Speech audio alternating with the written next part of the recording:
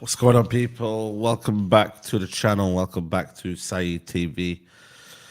Big up to Matisse for the raid. Big up to you. You lot done your job today. Fair play. We play next week, and we will talk next week. But shout out to Matisse every time. And yeah, man, them. How we doing, man? How we doing? Rough, innit? Fed up, innit? Bored. Tired.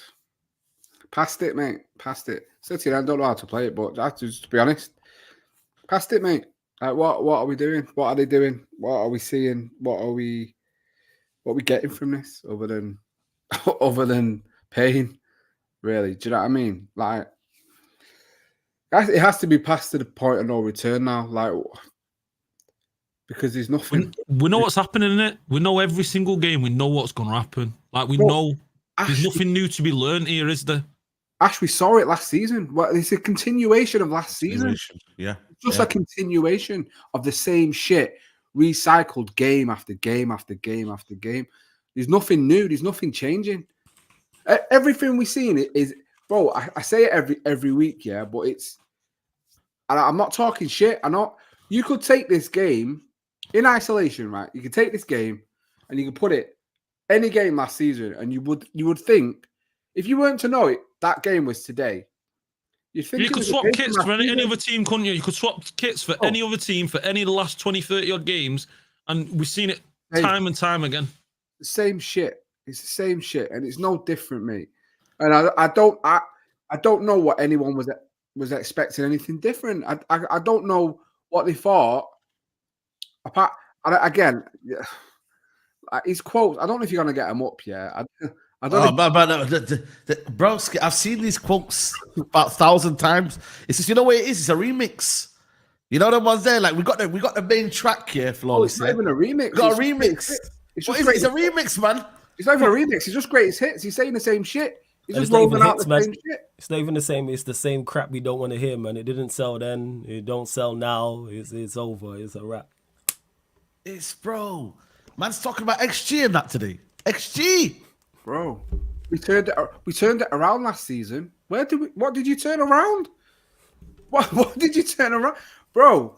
What did you turn around? And again, this goes back. He means he won the FA Cup. That's what he means by turn. He won one game, bro. The guys are. Oh man, like shout out to Flawless as well, man. There'll be more coming in. You know what I mean? But where do we actually start today? Should we just start for the fact that we're 14? Can we just start now? Before we start, we got to start because it's not really going to be positive, even though we'll all feel better after having like this therapy session as always. Just want to say, Saeed, you see the setup you have for your watch-alongs with Nuruddin and with Faz, and when you man are talking on the microphone afterwards, it's brilliant, yo. It looks like you man are going to start dropping bars. Like, I want to shoot a freestyle there, 110%, not even football. Yeah, the Ten Hag freestyle. I want to shoot a freestyle. Can you drop the Ten Hag sacking freestyle? Yeah, you know what? Actually, when he gets sacked, I'll shoot a freestyle there. Just thank you. Yeah. Yes. Not even anything to do with Ten Hag. I'll probably drop a couple. Call but it I'll shoot freedom. A freestyle. Call it freedom. Yeah. I'll drop a freestyle. But I just want to say the setup's brilliant. I'm just waiting for you to start rapping, or Nuruddin or Faz to start rapping. Reminds me of those BET freestyles. That's what it is. Bro. No, but honestly, guys, though, yeah. Shout out to everybody who's here, yeah. But like, where do we actually start? Do we start from the fact that we should have been 3-0 up in the first half? Or maybe more? Do we start from the fact that we have to start there? Sorry to cut you off because of the idiots who go, well, it's more so on the players than it is Ten Hag, which is correct. However, it's a mute point because of where we are. Similar to the point away at Fenerbahce. A point away at Fenerbahce normally would be a good result. Normally, we'd look at it and go, yeah, that's fine. But because we drew to FC20, because we drew to Porto, it's a terrible result. Let's stop looking at things in isolation and look at things in full context. It's like going away to Anfield or the Etihad or the Emirates. Normally, getting a point, I use that as an example, getting a point there would be good. But if you've lost the 4 games leading up into that, it's not a good point, is it? It's far from a good point. So people need to realize that, yes, the players we should have been out of sight. The 2 Garnacho misses, the Bruno free header, Rashford should have done better, the Dalot open net miss, there's multiple. However, who is putting the attackers on the pitch? We know these men ain't good. We know these attackers ain't good enough. How have you spent 600 million and there's not one attacker out there that you go, yeah, I will put my money on him in front of goal to score. Bear in mind, normally we struggle to create, but we know we struggle to score goals. It's been an issue for you 2 years. It was an issue in your first season. It was an issue in your second season. So big up to Staffy as well. So why now all of a sudden you don't get obliged just because you created a lot of chances? Yes, is it more so on the players? Yes, but also second half when it was going against us, you didn't change it as well. So that's just what I get to that quickly before someone says, well, Ten Hag did he wasn't all on him. No, but it's a mute point because he's not good enough overall. And we're 14th. Yeah, listen, I think for me, it's like, yo, what happens in the first half here? Like, the game is not 45 minutes, guys. It's 90. Today was what? 100 and whatever, like 12 minutes added on. 102, was it, or something like that? So, broski, like, the game is not 45 minutes. It happened the same thing as Crystal Palace. No one's going to feel sorry for us, guys. We miss our chances. Cool. Second half, we go with the same intensity. We go with the same drive. You go and get them chances again, and you bury them this time. Second half, West Ham with a better team. Can we all agree? West Ham with a better team second half. Yeah, that's fair. Better team. Yeah, that's fair. Better chances. Yeah, they created more. And they took their chances they had. Yes, came on, he changed the game. Souček added a bit of bite in midfield. So Debo was well better than Mavropanos, whatever he was called. Like, they seized the initiative. They said, yo, nah, man, we're getting beat up here. We need to stop messing around. Bang, they did what they had to do. And then we allow the game just to drift away. And that's what happened. It drifted away. And listen, whether it's a penalty or not, obviously we'll get to that later on. But, bro, we had the game in our hands in the first half. Win the game then. Make it 3-0 before halftime. But we didn't. This team has no backbone and it has no ruthlessness. You get it? So we're not ruthless, And then the second half, we have no backbone.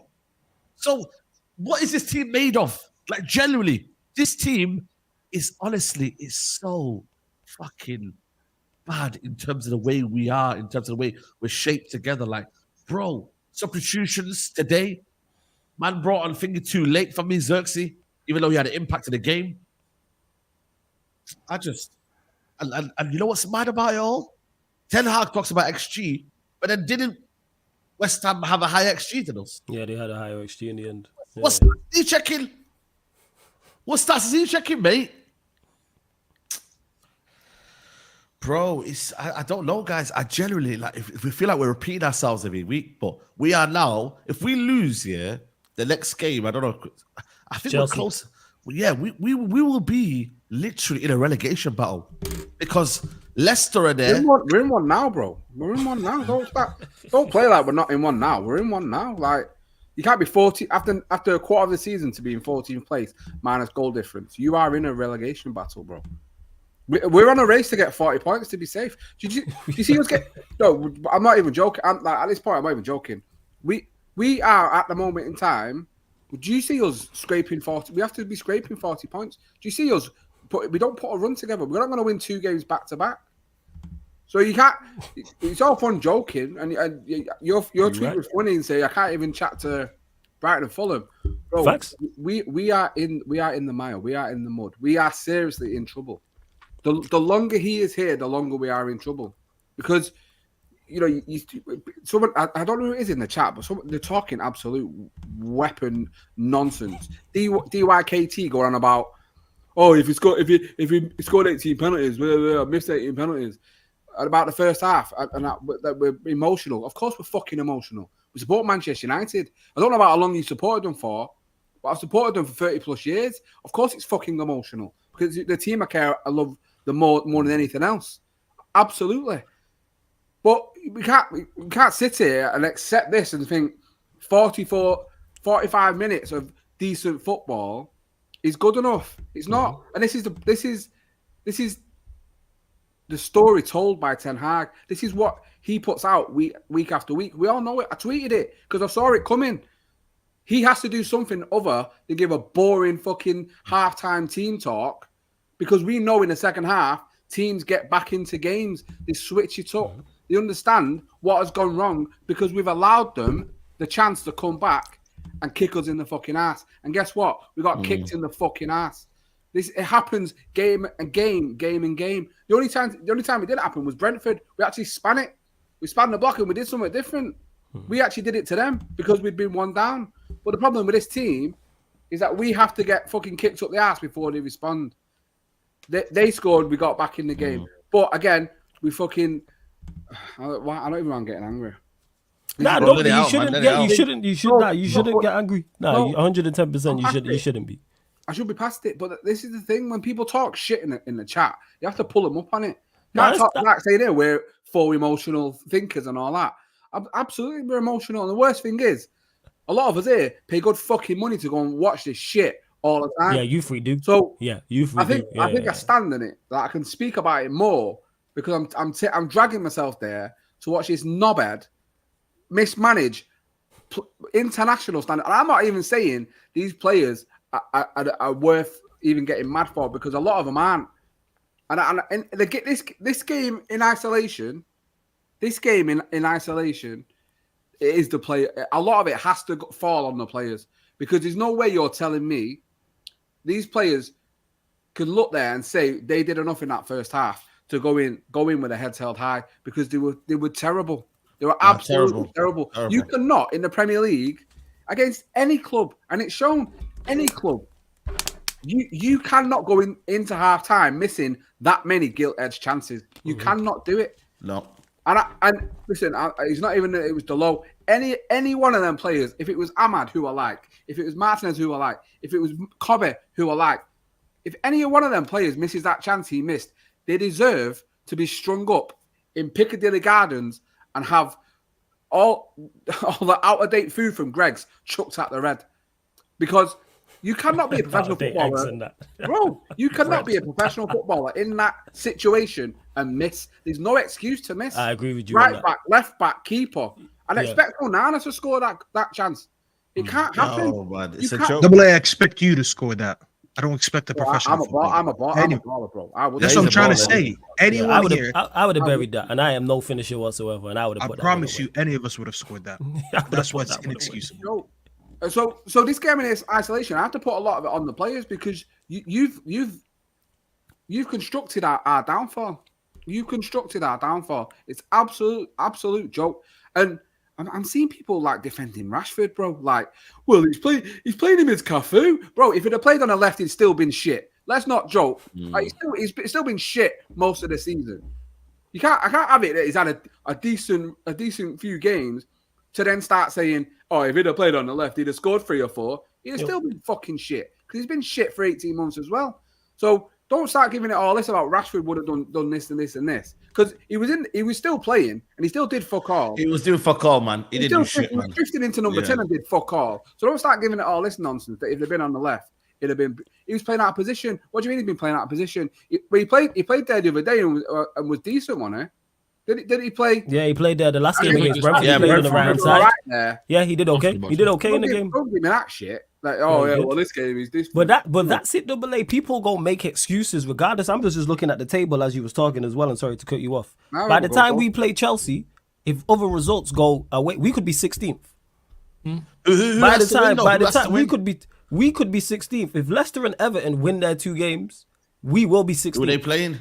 Leicester are away at Ipswich and Everton travel to Southampton, so they're both traveling to relegation rivals. So we could be 16th. And bear in mind, I'm looking here. If Ipswich win, they would close the gap on us. If Ipswich win, because they're currently on 4 points, so Ipswich would close the gap to 4 points on us with a win.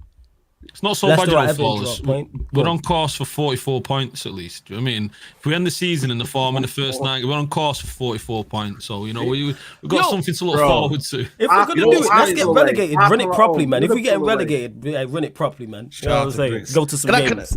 You know, someone mentioned today on Twitter, do you reckon this would have been the season we had a McTominay done his madness? And I know that sounds crazy, but McTominay bailed us out last season a lot of times here.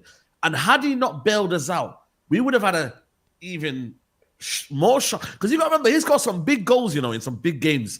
Brentford last minute, Villa away. When the manager was on the brink of sacks, he bailed us out. And this is the difference, guys. This is why I say sometimes, when we win these games and you feel like it's not sustainable and people put it down, I won't say that word, but when people try to say to you, yo, we won the game, man, be happy.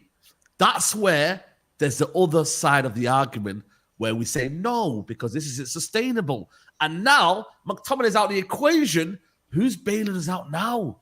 Well, who? But McTominay would have done what Xerxes did today. That's what I'm saying.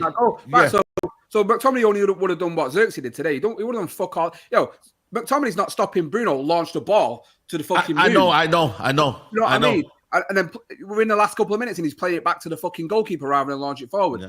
McTominay's not changing any of those. So this McTominay nonsense, I'm not having any of it. No, what I'm saying is, it's not a McTominay prop. What I'm saying is, it gave us a false sense of you know what? We're going somewhere. We're doing something. Ten Hag inners are saying, well, hold on a minute. We won that game. Why are you moaning? Do you get what I'm trying to say? Yeah, I was going to say, McTominay was in a purple patch. It was a fucking purple patch. I know. That's all it was. And he's gone to Napoli and he's done decent for them. Do you know what I mean? And they're loving him. They're loving him, which is making everyone go, "You told you we should have kept him." Bro, he's shit. He's not a Premier League player. He's not a top-level Premier League player. And I'll have no one tell me any different.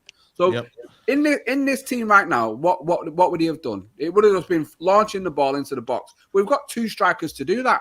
And and this is the first time he's put both strikers on the fucking pitch. I know. So he only would have done what he's done with Xerxes today, throwing it in the because we wanted him to do this against Palace.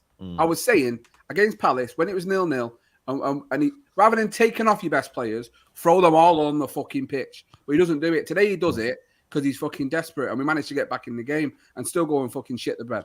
So McTominay being there is nothing, and as we know with his manager, he doesn't build for anything. Nothing is built. He's going game by game to try and save himself. He's not building anything. There's no cohesion. There's no game plan. There's no forward thinking for the next game and how he can build on from Brentford, how he can build on from saving a point against Fenerbahce because it's all different. You don't even trust the players that got him a good result away from home, apparently. In the fucking next game, you don't start them. No. Apparently, we're in a process. Apparently, Yeah, we're in a process with a midfield. First, I don't rate Ugarte, and everyone knows that. I don't rate him as high. But we're in a process, and you're using a midfield, Casemiro and Eriksen, that you know they won't be here in the next 2 years. Like, if we are to win in 2028, which is their goal, I'm not saying we will, but that's the goal, right? That's what Omar Barada sold us. If you are to build something, which is the process that Ten Hag keeps telling us that we're all aligned with, this midfield will not be here in about 3-4 years. So how are you meant to tell me that I'm supposed to believe in a process when you're benching the midfielder that they just signed you for 60 million and he just won man of the match? There is no process. This is why every time I come on this channel, I tell you guys, the process is a lie. That should be just a title by its own. The process is a lie. There you go, Flawless. If you want to freestyle something, freestyle off that. The process is a lie. And just add some bars for that. This guy lies to us every game. And we go into every game, the situation is different. We don't know what's going to happen. We just live day by day. That's what happened. I saw your tweet, Double A, and you were absolutely spot on. You were like, oh, I wonder what's going to happen in the second half. Are we going to concede in the 5 minutes? Something within those words. And you were absolutely spot on. Because how many times do we go into the second half and we look worse than we look in the first half? Don't get me wrong. Today's the one time where I can actually blame a lot of the players for actually missing a lot of chances in the first half because we should have buried that game in the first half, 100%. But the fact that I still knew that in the second half will look worse is the issue. I should not be predicting us to look bad in the second half every game. The only game where we did it was the Brentford game last week. And I was like, you know what? Fair enough, Ten Hag. Your tactics were good today. How am I sitting here every week? And we all sit here, by the way, you know why we were worried in the first half that we didn't bury these chances? Because we knew we weren't going to get them again. If we sat here and we knew that, listen, we can play sustainable football for 90 minutes, I know we would have been upset, but we would have been like, fuck it. Those 3 chances that we missed in the first half or whatever, we'll create 3 more in the second. We'll create 4. We'll create 5. But none of us have belief in that. Because you know why? We know it's not sustainable. We know that we can't replicate game after game, let alone half after half. And today was another display of it. We can sit here. Honestly, I don't have a problem talking about Garnacho's misses, talking about Dello missing that absolute sitter. We can talk about all the individual performances in the first half.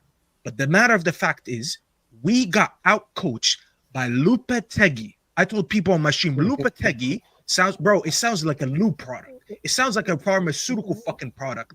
You go to the pharmacy and say, hey, can I get a tube of Lopetegui? That's what it fucking sounds like. Lopetegui is pound for pound probably the worst manager in the league. Yet he managed to outclass this manager for a good 30 minutes in the beginning of the second half until he scored a goal. And he had zero response to this guy. Zero response to fucking West Ham, who haven't won a game in their last 3 or 4, something like that. This every game I find new sackable offenses. This by itself, again, is a sackable offense. Yep. The fact that we're sitting behind West Ham after the performance we put today, that by its own, it's sackable. When you add everything up over the last 2 years, I find it so difficult how this guy can survive this. I don't think he'll get sacked, but holy shit, Ineos, my expectations are low, but there's no way you can surprise me even more and keep it. I want you to prove me wrong. They're going to keep him, Staffy. Because I don't see how it could happen. They're going to keep him. They're going to keep him, Staffy. This is a joke, man. Ineos are frauds, man. I've been saying, man. They're frauds, mate. They ain't got no backbone. They don't know what the fuck they're doing. It's like they're enjoying this, man. I think they're enjoying this, bro. I don't know what's going on. How could you, like, not fucking, pull the plug by now? Like, what's making you? The problem is, Saeed, the clock's ticking now because the season is we know it's derailed, but in terms of it actually being written down on paper, it's going to be derailed very, very quickly. And what they need to do is keep fans on side. And I think the tide's going to turn. The tide is going to, if we struggle against Leicester, which we are very likely to, which I'm fucking having to go to now, if the tide turns, listen, they're gonna find it an uphill battle to ever get us back on side, mate. Because I understand, that their first appointment has to be right. Not even the first sacking. the first appointment has to be the one, because they can't. What we don't want as Manchester United, we don't want to be sacking managers. I'd love to have a manager that's here for 5 years. I'd love that, because I know 5 years is probably the maximum you're going to get from a manager now in a cycle, 100%. But I don't want to be chopping and changing. I hate the fact we've had to go through 5 managers now, or 6 if you include Ranić, since Sir Alex Ferguson. I don't want to be that club, but I understand where modern football is, and more so, I've got a pair of fucking eyes, and I can see that this manager is shit. Safi said Lopetegui is the worst. No, he's not. Erik ten Hag is the worst manager in this whole league by quite a way, because he gets out coached, out fought every single game. Every single game, and it's clear to see, because no one fears us. No one gives a fuck about Manchester United coming to town, because there's points to be gained. There's a win to be gained. There's an advantage to every single team, because when we come, we're soft as shit every time. Yeah. Greg's, chat to us, man. What are you saying, bro? You said you don't even. It's personal for you and Ten Hag, man. I see. It really is. Well, I think I hate him more than any other human being on the planet Earth that's like associated with sport. I generally do. I hate him. I hate everything about him. I hate his bald head. I hate the way he scratches his chin like he's contemplating what he's gonna eat for dinner after the game. I hate his tactics. I hate everything about him, because the first half you can say we created chances, we could have been up. That's fine. You know what? But again, teams miss chances in the first half. It happens to every single team. Yet we all here as a collective can know if we don't convert our chances in the first half, once the second half starts, the other team's gonna adjust, and we're gonna be sitting there just letting the other team cook us, because West Ham had 2.95 XG in the second half. 2.95. So they actually had more XG in the second half than we had in the first half. So forget about what happened in the first half anyway. You didn't score. Okay, what about the other half? Football is a match of 90 minutes, not 45 minutes. And Erik ten Hag is a guy that only does does a half job done. He's like writing an essay, and it's 1,000 words. You have to write 1,000 words. He stops at 500. He's like, yo, my job's done. I don't need to write down the 500 words. That's what he does. The guys, I hate him. I don't even care about VAR. I don't care about the ref and his stupid call. That that doesn't even matter to me, because if we were good, it would impact me. But at the end of the day, who cares? You know what? If that's the call that gets him sacked, go send Michael Oliver the finest champagne in England. Go ahead. Send him the finest bottle of champagne. This guy sucks as a coach. He is terrible. We are 14th in the Premier League, and he is still allowed in the city of Manchester. Why is Border Patrol not stopping him from entering? They need to stop him. Why is he alone in the city of Manchester? Double A, Flawless, and Saeed you guys all got to go to the border. You guys all got to go to the line. Bro, you saw the picture they took? I need them to pull up to the highway like that, where they just wait for the bus. Bro, stay in front of the bus, bro. They go out and they see Saeed and his bodyguards with him. That's what I need. Saeed needs to go back to the car park, man. Saeed, you need to get back to the car park expeditiously, man. That's what it is. If that was any other fan, bro, Valencia was at the car park waiting for Gary Neville, little old Gary Neville, bless him. You know what I mean? Like, and we're not. Nah, it's crazy. Neville's got a better record than Ten Hag as well. Do you know what I mean? That's mad. He does as well. Bro, Musa, what are you saying, bro, man? You know what I mean? It's crazy, man. It's crazy out here, man. It's crazy out here. It is what it is, man. It is what it is. I think because I've been Erik ten Hag out since the first 5 games of last season, it's just been a long time, innit? It's like, right now, to be honest, I feel like when I look back at his appointment and the mood of the fan base and the mood of how everybody felt about him coming in, it's like, I feel like we got it so wrong, and he's been given so much to succeed that most managers haven't got. It's that this next appointment, because it's done now, innit, man? No, we ain't winning no Premier League title.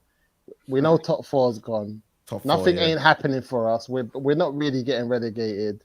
So really, right now, I think I'm just looking at Ineos and what move they make next. I think they've got it to the point now where I would have accepted Ruud van Nistelrooy before the international break. Now I'm not having Ruud. You know what I'm saying? Like, now I need a manager. Like, I told you. No, I would have gave it to them before, but now because they kept him, I need a manager now, because you have to deliver now. So I feel like, for me, I'm looking at Ineos, and we're hearing about Xavi and all of these managers they spoke to. Someone has to walk through that door. because they had the opportunity to get rid of him if it was going to be a Ruud van Nistelrooy appointment and put him in. We've had that opportunity. That's come and gone. Now I need a manager. So for me, I'm just looking at Ineos. Like flipping Noradine calls him, Sir Jim the Rat. I don't trust him, man. I don't trust anything they do. They tried to put the 2 young boys on the Man City plane to go to the flipping Ballon d'Or thing. What are these lot doing? Trying to save money in every corner that they're trying to do. And I'm just like, I ain't got time for Ineos, to be honest. So for me, right now, I've got my eyes fully set on Ineos. And I think we got to kind of, really see what they've done and what they've delivered. Because everyone's talking about, now I'm looking at people saying maybe the players are not good enough. The players that we brought in, Ugarte 60 million, can't get off the bench for a game like this today. It's like people are doubting players that are coming. People are doubting the direction that they're going in. So for me, I think we were kind of excited with Berardi and all of these guys coming in. But listen, guys, man, for me, the proof's in the pudding. I need to see a serious appointment take place with the next manager. And other than that, I can't even be bothered to watch the games, man. I only caught the second half of the game. I was going to watch it, then I thought to myself, you know what? I know what's going to happen. We've been there, man. We win 2, we lose 1. We draw, like, you know how it goes, guys. Right? I'm not really trying to waste my time. We won 1 of our last 8. I wish we won 2 games. We won 1. We win 1, a draw. I think we won 4. Is it 4 games all season? And one of them was Barnsley. One was Barnsley and one was Southampton. I think if you look at it, Barnsley 1 and 0 in the Europa League. I think we haven't beat. I think what's the teams we beat? What's the teams? Barnsley, Southampton, Brentford, and Fulham. Let me get the bookmarks. Man. You know me. When it's United now, I got the bookmarks ready, man. Them. You know the ones there, fam. So this is it. We beat relegation teams, I bet. So Crystal Palace, 20. We lost to Tottenham. We drew to Porto. We drew to Villa. We won Brentford. We drew to Fenerbahce. We lost to West Ham. That is the reality. In the last 1, 2, 3, 4, 5, 6, 7, 8 games. Yeah, one in the last 8, like I said. 1 win in the last 8, yeah. But obviously, I can go well back. I can go way back. All season. How many games we played so far this season?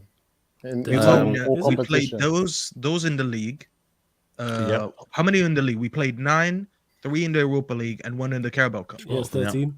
13 games. Got 4 wins in 13 games. And bear in mind, one of them was Southampton and one of them was Barnsley. So that's 2 non-Premier League sides. Barnsley shouldn't even count. Shouldn't even count, man. Are you mad? Yeah. So I feel like Erik ten Hag's getting sacked. He's getting sacked. Whether it's today, whether it's tomorrow, whether it's next week, wherever the weather, he's getting sacked. Let me ask you, when do you think they sack him though? He's getting sacked this season, like before the season's out, 100%. But when though? When I don't know, because they had the opportunity, they didn't. But I think what's happened now is they've lost the window to a point, I believe, an interim in flipping Ruud van Nistelrooy. I think they need to get a manager now. That's why I think they've kept him this long enough now. They don't need to rush now and be like, he's effed up. Let's get Ruud in. Now you saw that already and you didn't. So I think they need to continue to interview these managers and they just need to, you know what I'm saying, sack him as soon as they see fit. And I think it's got to be a manager that doesn't have a job. I don't see them getting someone out of the job. I think it's more, I don't know. I think the Xavi thing kind of looks... Everyone's getting gassed by this Xavi picture today. I'm like, you lot need to relax, man. Like, bro, he could just wear a United shirt because he's a United fan. You know what one's there? Like, bro, well, I don't know, man. Like, it could be coincidence that what the woman, you know, his wife's put it on Insta and she knows that, they probably sealed the deal and that, etc. Saeed, I don't know if he's the answer, but give him 18 months. If he's not, bro, we go again. Right that's now, anything's the answer. That's what I'm not scared of this. Someone coming in who we think can do. I saw what he done with that Qatar team, and they were pants. I don't know what those players were moving like they were prime Barcelona, and they were just any type of players on the field, bro. So. Yeah, but you got to relax. Right now, I think we just need a new face, man. Like, that's it. Generally, guys, we need everyone to fall in love with watching United, first of all. We need everyone to be like, yo, United are playing today. We have to watch them. Not, my United are playing, I might watch it, but I might and not. That's where they messed up, and they continue to make... It's one thing making mistakes, but then when you make a mistake on top of your mistake, it makes just both mistakes even worse. When you can rectify it. It's easy. It was so easy to rectify. Yeah. Even them keeping Ten Hag. If they would have sacked him in an international break, give the job to Ruud as an interim, that gives you ample time Like I've said this before, it gives you pretty much all season to go and locate a manager. It's really that easy. Then there's no conversation about who the next manager is because the interim's there. Then it takes pressure off you. It takes pressure off the players currently there and the interim manager. And it's kind of like, it's not a free hit because that's too strong, but the expectation isn't there. And just, I've said it before, it's like when you play Mario Kart and you have the cloud over you. That's what it's like at Manchester United currently. If we get rid of this manager, you move the cloud. But, you know what, Flawless? I think that I don't think they expected us to be this bad. Like I kind of wanted to. I always wanted to stop myself. Staffy, how could they not going off the back of last season? Ash, and that's the thing is the fact that I believe that could be true is even more worrying. You know why they don't expect that? Because last season, because they're idiots. No, because last season he had all of those injuries that were meant to come back this season, and we were 8 points off the top four. So they're going off like, okay, we're 8 points off the top four. He's had all those injuries. All those players are coming back, and we're going to buy 3 or 4 more. The least he can do is finish top 4. The least. That's what I believe. But that's the issue there, Musa. I think that this is, if I'm Ineos, I'm trying to put myself in Ineos' boots right now. I'm probably thinking, if I'm Ineos, you know what? We want to get the next appointment to be right. We want to take our time with it. Let's just keep him as a placeholder for now because it probably can't get any worse. If anything, we'll make a couple decent signings and it will look better. However, right now, we're generally, guys, we're in free FOMO. We're free fall, and that puts more pressure on them. Because if we at least finish, where did we finish? 8th last season. If we were to finish that, not maybe 7th, 8th, 5th, they would have been like, you know what? We'll write off the season because the next manager is going to be the one that bangs. Right now, they put themselves in a situation that we got significantly worse than last year, which I didn't think was possible. I honestly didn't think we could be worse than last year. We've gotten worse, and we're in free fall mode now. So now they actually have to make a quick decision. That's why they're panicking. And no one likes to make quick decisions. Right now, you know when we do emergency streams right now, they better be doing emergency meetings that's what I'm saying. Ten Hag done it's called critical FC. We're in critical mode. That's what I'm saying. Emergency survival mode. Survival mode. Like they thought they could wait. That time where they thought we'll take our time to make a decision, that's no longer there. Because this manager is actually getting worse. He's putting you in a worse situation. Because we're sitting here and we're starting to doubt them. And a lot of people doubted them from earlier. But now a lot of people are not looking at Ten Hag no more.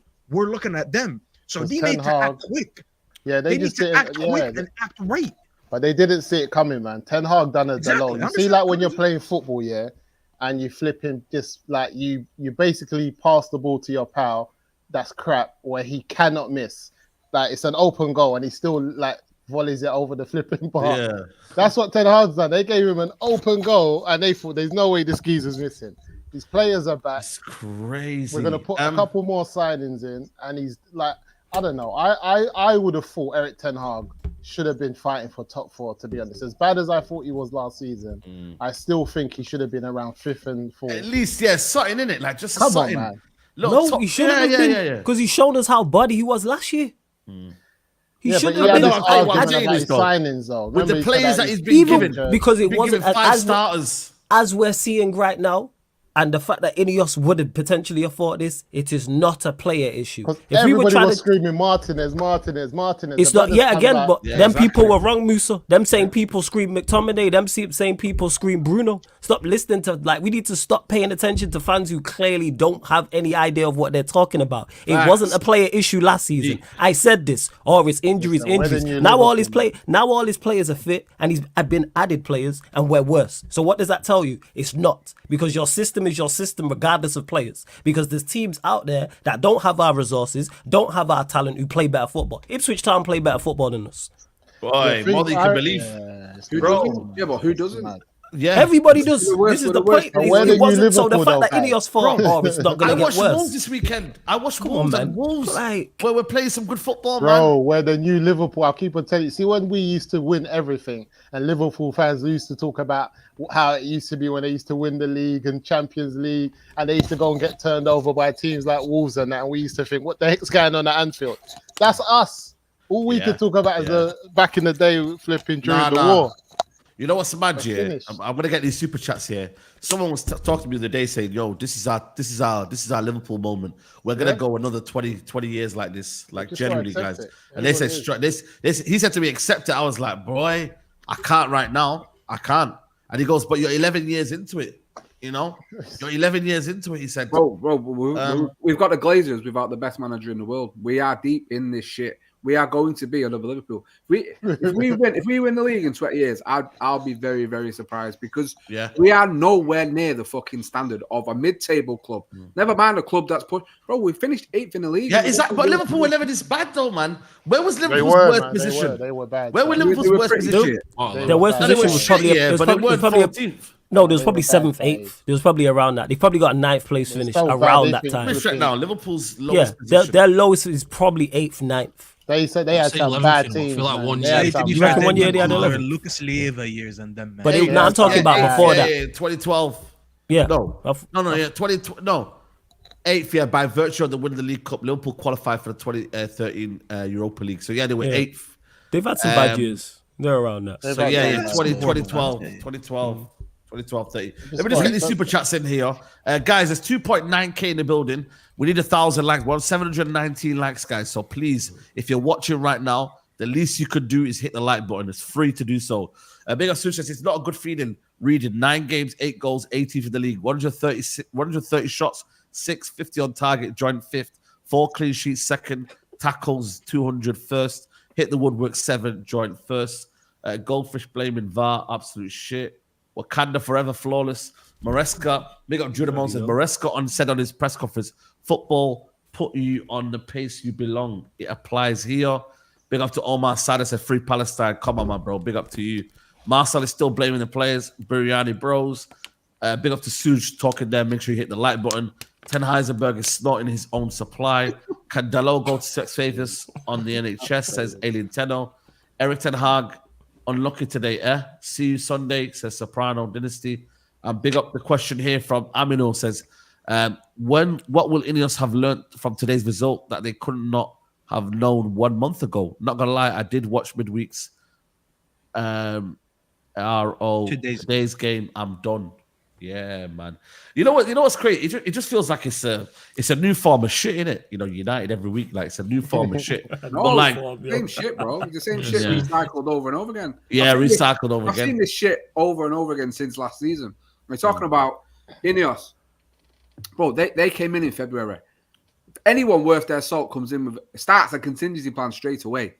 And this is the problem. I always go back to it. The fact they didn't start day one with all the people they wanted in them positions set us back. And then not getting Ashworth and fucking Barada till July set us back. So we're playing catch up. And if now they're only starting to look at it now, worries me even more. Because he knew he was getting that club. I said it before. He knew he was getting that club in 2022. When he came out saying he loves the Glazers. The Glazers are nice people. This bollocks and this bollocks. He knew he was the man getting that club. And then they strung everyone along thinking we're getting a full sale.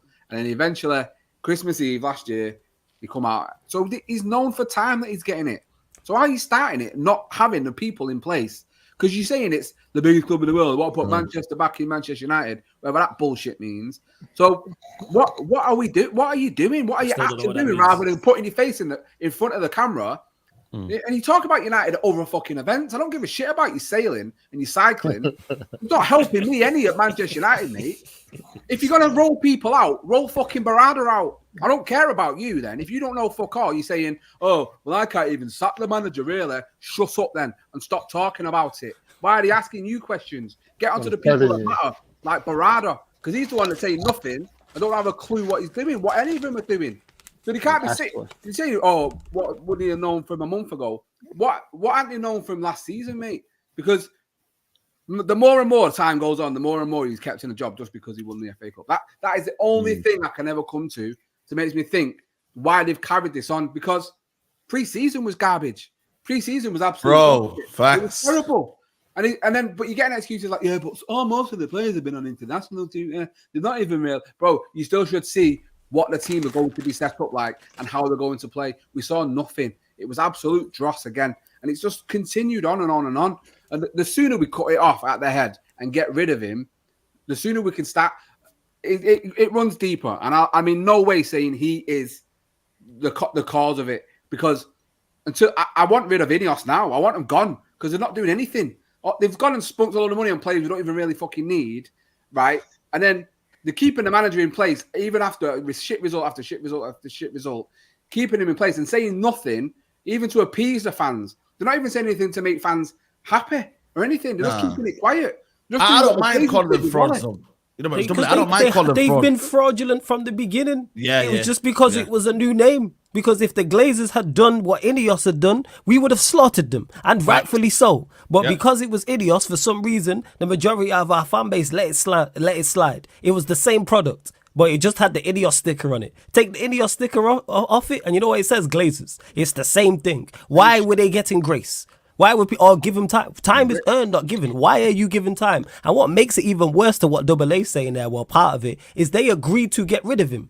They deemed him not good enough. This is why they tried to replace him. So what has changed since the summer? You man interviewed Thomas Tuchel. The deal didn't get done. If that deal had been agreed, he would be here now. So what has changed? So it wasn't the FA Cup. It wasn't the letter that the fans wrote. Cowards, it's man. something They're cowards. else. Cowards, and that ties into incompetence, cowards, Musa. And they've been like that from the beginning. Even the assessment. What is there to assess about him? Nah, real talk. That assessment, bro. I'm telling you. What is there to assess? Because all they got to hang on is that he's not our appointment, and they're cowards. Because once they appoint their manager, we're onto them.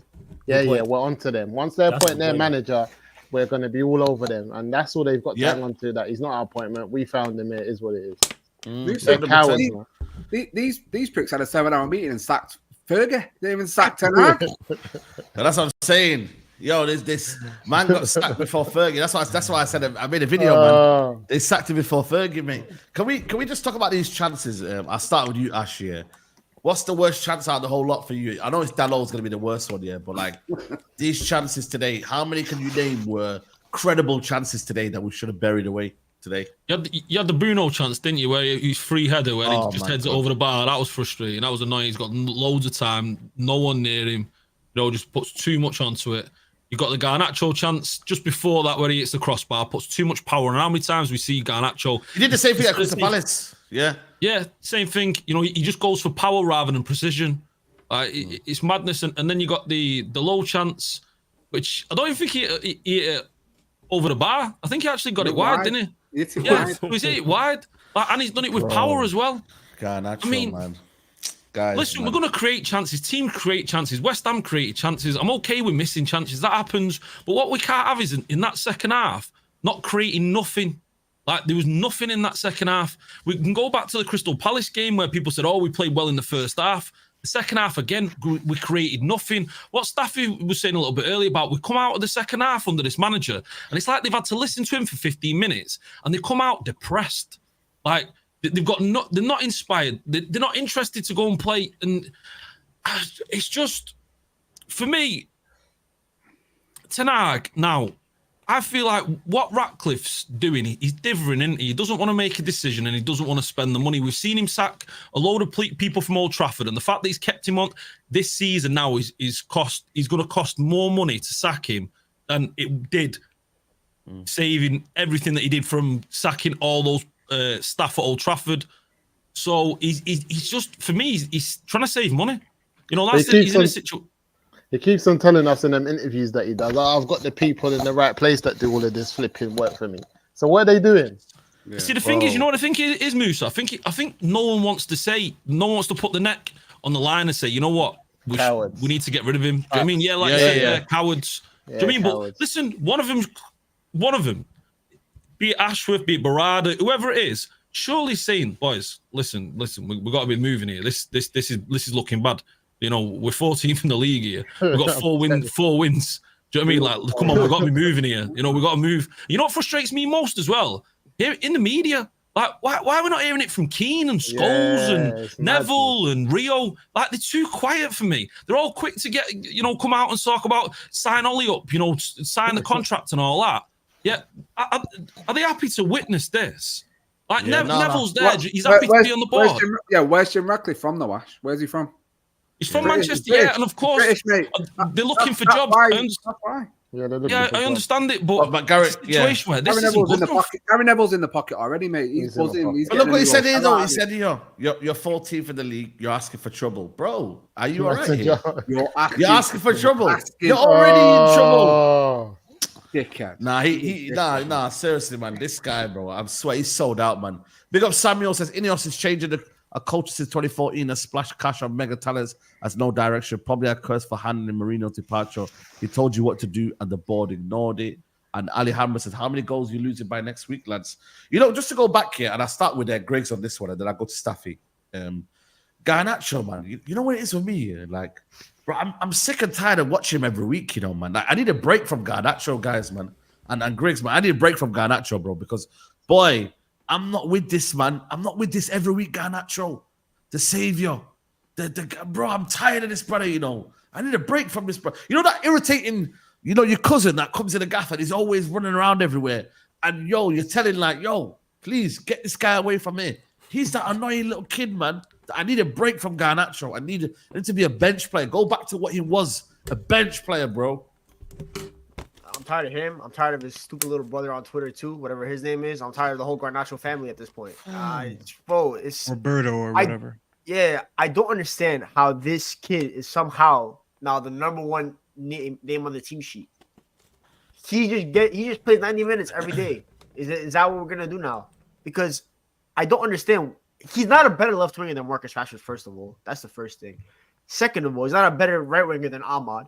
At this point, he might not even be a better right winger than Anthony, wherever he is now after his sprained ankle. When this guy acted like he tore his whole ankle last time, I just don't understand what he's. I don't want to hate the kid because obviously he's character made, all that kind of stuff. But the way he plays, first of all, frustrates me. His ego frustrates me, and then I hate him mostly because of the manager. Because the manager is making me hate him by playing him all these minutes. He's 19. He's clearly not good enough to be a starter. So why not just use him as an impact player when you have people that are better than him and use him in their position? So what did he do today to deserve to play 90 minutes? He got past Wan-Bissaka 4 times and he messed up every single action. The first shot, the one that hit the crossbar. How did you not get that on target? The second one, 1v1, curl it into the corner. The ball went 8 yards wide like a field goal. He's not good enough. And the fans make me hate him because half our fans have a cuck fetish about sending him to Real Madrid. That's what half our fans have. They're like, yo, Real Madrid's going to come get him and all that kind of stuff. You know, the people that have United in their ads on Twitter, those people, they're going to tweet about Garnacho to Real Madrid every day. He's not going to Real Madrid. He's not good enough for Levante at this point. He needs to be a bench player. That's what he's an impact player. That's what his profile dictates at this current stage of his career. He might be good in 3 years' time. I will be happy for that. But right now, he's not good enough. And people want to talk about the chances and stuff like that. And I had this tweet out. I said people shouldn't blame Ten Hag for the chances. I'm like, in certain aspects, I agree with that. Yes, players should be finishing the chances, especially Dallo, because that miss was absolutely criminal. I'm not gonna lie. He should hold bench just for missing that. I'm not even joking. Mm-hmm. But also, you have to look at who our chances are falling to and because of who that is. Our coach is giving the most attacking freedom in the final third right now to Garnacho in terms of having the most shots. Garnacho is averaging the most shots on the team. He's the worst ball striker in the front 5. Easy. Actually, you know what? He's the worst ball striker in the front 6. Casemiro can strike a ball better than him. Ericsson can strike a ball better than him. Maybe, actually, I don't even know what Bruno right now because Bruno has lost every ball striking ability that he ever had. Rashford's obviously a better ball striker, and so is Rasmus Højlund. Yeah, all these shots are falling to Rasmus Højlund. Meanwhile, my right back every single week has a 1v1 chance with the goalkeeper because he's running past the whole attack. How is that happening? What are we even doing anymore? Rashford, who didn't have the best of games today, Marcus Rashford, I saw him doing Kafu shifts at the time. Why is my winger, who has the best ball striker on the team, playing right back? And why is my right back playing striker? Why is my number 9, who's a poacher, just linking play and not having 1 shot or 2 shots in the game? Why is Garnacho having double the shots of my striker? What is his attacking tactics? What are the tactics here? There is none. This is ridiculous. There is no cohesion. And I look at we don't have a left back as well. We don't have a left back. Mascherano was probably our best player today, bro. That guy's ridiculous. But nothing going forward. But he's a good player, man. Yeah. No, but the tackling was amazing today. But no, I look at a team that had all these chances in the first half, and then they come out in the second half and they look defeated because you know what the funny thing is? We're actually probably, in my opinion, we're actually performing better than we were last year. Like tactically, I think we're creating more chances. We're limiting less shots to the opposition, all that kind of stuff. But last year's team had more fight. So they were able to they were able to get more wins. This team, these players have no fight in them. The moment it goes wrong, they just give up. They're like, yo, we don't know what to do anymore. They have no fight in them. They are defeated. And that stems from the guy up top, which in this case is Erik ten Hag. And let me not even get started on the board because Sir Jim 6 months ago promised me ruthlessness. He said, in order to succeed at the top football club, you need to be ruthless. The only ruthlessness that he showed me is firing Kathy the lunch lady and firing the receptionist and apparently not having a first aid kit at Old Trafford last week. That's the ruthlessness. That doesn't mean shit to me. I don't care who gets fired at Old Trafford. The main guy at Old Trafford is not fired, and that's Erik ten Hag. Because Kathy the lunch lady deserves to have her car activated and be able to get into Carrington. That guy, he does not deserve to get into Carrington. But yet you don't want to sack him, and you want to say, I hire people to be making these decisions. You're the boss. You're the owner. You're the one that you can make the executive decision. If you don't like him, you can tell Barada and Wilcox and Ashworth to go shove it. I'm the big boss. I'm gonna fire him, and they can kick rocks. You're the big boss. You want to buy Manchester United? You better act like a big boss. Why are you acting like a little boss? These guys are gonna make the decisions for you. If you think that they're not doing their job right, why don't you step in and make the executive decision? Because what is he, like 75 years old? United, there's no limit to life, obviously. If you want United to be successful in your lifetime, you better start making decisions because we are 14th. 14th. We're 21st in the Europa League. I'm seeing clubs I've never even heard of before above me. Like literally nothing's going well. You know who's last in the Europa League, by the way? Nice are dead last in the Europa League. They're 32nd place. Sure. 32nd. They won today against Monaco. Fair play to them, but yeah. You know what's mad, yeah? You know, normally you have like a good Europa League and then you're shit in the Premier League. Like, we can't even do none this year. You know what I mean? Like I generally think, you know what's mad, yeah? I feel like everything's happening and it's meant to be now. You know how people said we overachieved last season? Oh, sorry, the first season. And then last season was a horrendous season. I feel like now this is what it's meant to be without having last-minute winners from McTominay and this going there and VAR, this, that. Like, this is what's meant to happen with Ten Hag. Like, and it is what it is, guys. Yeah, this is the truth. That's what it is. The look ran out, man. And all the excuses that people have ran out. All the things that didn't matter last season. Like we've mentioned injuries. It wasn't an injury situation. Thank you. That was nonsense. Yeah. It wasn't a personnel situation. It was none of that. None of these things were a problem as to why we was the way we was last season. And now we're just paying for it. Now that's all it is. We brought in more players. We've allowed Ten Hag more control because he's brought in more players that he's wants, and it's made it worse. It's just all around bad. And all the excuses people had. Yeah, like people were talking about win percentages. Remember that one? Right, there's no more slipping. There's no more like Glazers out movement. There's like everyone's chilled now, and I think Ineos are having it easy because everyone's blaming Erik ten Hag. I think we just got to forget Erik ten Hag. He's done. Well, you got to start talking about Ineos. I feel like that's what happens, man. On these platforms, everyone's got to put their name. Bro, everyone got his LinkedIn page, man. You know that Omar Baradi is. You got a LinkedIn page. Everyone just spam his LinkedIn. You trying to hit him with the 1 star, yeah? Is that what you're trying to do, Saeed? Nah, hit him with the 1 star, bro. I'm telling you now, man. Yeah, because like Ten Hag is like he's battered and bruised, man. He's been battered and bruised for the flipping since we said he was concussed. Like nothing's changed. Like all of this, keep on talking. But the thing is, though, Musa, yeah. Sorry to cut you off. Ineos were ratified in February last year. Was it not last year? They were ratified. Was it this year? Okay. So February this year, yeah, they've had to look at the situation of last year of the season. Yeah. Look at that. Then have another chance to sack him in the summer.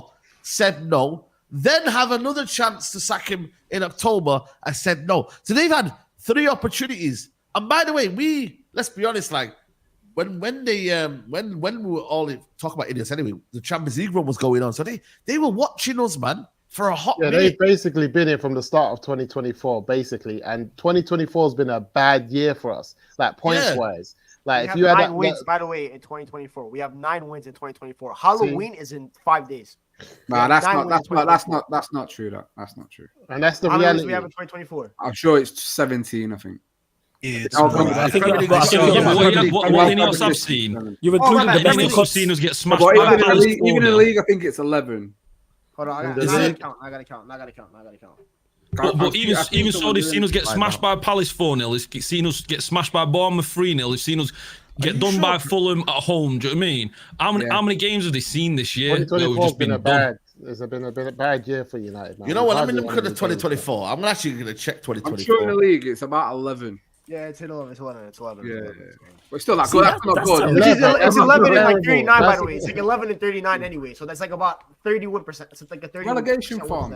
If that. It's relegation form. And Moose was right. One win per month. That's crazy. Chelsea fan mate of mine said, "Oh, United let you down." I said, "Yeah, mate. It's a simple fix. Though all I have to do is get rid of the manager, the players, the owners, and the toxic fans. We're good to go. Like it's just, just that's mad though. You're gonna tell me like the whole year we've seen our team just win 11 to 12. Like that's just gonna be nuts. Where's our next win this year? Where's our next win in the league? You know what's mad here? Like, it's a good question. He go scumbag something, man.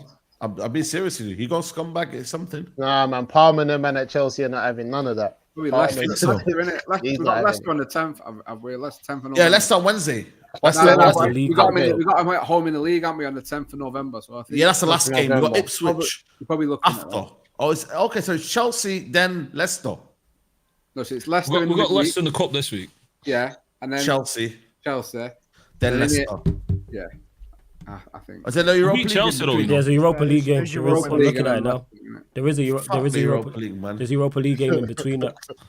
Nah, but that's what I said to you guys. He's gonna win the last 2 games and keep his job. But that's it, Musa. I said it. You said it. You said I said it. Win the last 2 and he did the games, same thing last year. Did he not lose the last 2 games? Aston Villa and someone else. There was another team where we didn't lose. So he not lose. As long as he doesn't lose them last 2 games, he's kept his job. No, he's not. No, I don't even think he'll win those games, though, Saeed. Boy, well, Leicester at the minute, we've got Jamie Vardy, and Jamie Vardy's scoring goals. So, I don't even know, man. That game's not a given. That home game against Leicester is not an easy win. That is not a home banker. Even the cup game. Yeah, as crap as we are, when people see that red shirt, they turn up, bro. As crap as we are, they don't care who's wearing it. All they know is that United's about, we need to beat these fools, bro. That's what they want. Do you know what? As well, he plays his starting 11 on Wednesday in that cup game as well. 100%. He's gonna play. 100%. Agate might get. Agate. One thing about Agate as well, I have to say, because this manager's again shows he's a pathological fucking liar. Coming out saying about Agate needs to acclimatise to the league. It's going to take a little bit. He's played 2 minutes in 3 fucking games. What are you in the Premier League games? What are you doing? Is it like again? It just goes to show it's not his signing. Don't give a fuck. Wrong profile. Not his signing. If he's not brought a player in, he doesn't give a fuck about him. We're screaming for Ahmad. Ahmad, come on today, and he was the reason why we like scoring in the second half. He's facts. Fuck, he's an absolute fraud of a manager. We've been hoodwinked. We've absolutely been hoodwinked. Insane, bro. Can't lie to you. Now it's bad investment because, like I said to you, only Mazarawi and Delit have been the ones that have been used correctly. Obviously, Yoro's obviously injured. Xerxes, he don't really rate him. Mazarawi in the 8 during the week. That's why. That's why they've been Musa, correct. don't do that. He was the 10. That was mad. Mazarawi in the 10 during the week. Because he can't play 4 attackers away in Europe. Well, he went to Bayern Munich and played 4 attackers away. But he can't do it against Fenerbahce. He went to Porto and played 4 attackers. And 4 attackers the game before. So he's done it this season. So he's talking out of his fucking ass. But we all saw it for what it was. He was protecting Bruno because if he plays, you're right. Ericsson fucking smashes it, and it's like, right, you have to keep Bruno out of the team now. He's like, no, I can't do that. Can't do that. And then he plays him, and he has another fucking stinker. By the way, the worst Manchester United captain we've ever had. I mean, he makes Maguire look like Keane. That's how bad this guy is. He needs to. I listen. I've been on Rashford's neck for a long time. But after watching again another stink fest like that today, he needs to be the first player out of this club. 100% Bruno Fernandes. Bro. I mean, Fernandes. I can't even say his fucking name. That's how rattled I am by him. What was it? Like, but seriously, I can't even say his name right. Seriously though, we got a chance here to keep hold of the ball here for the my man is hoofing it about 4 or 5 times.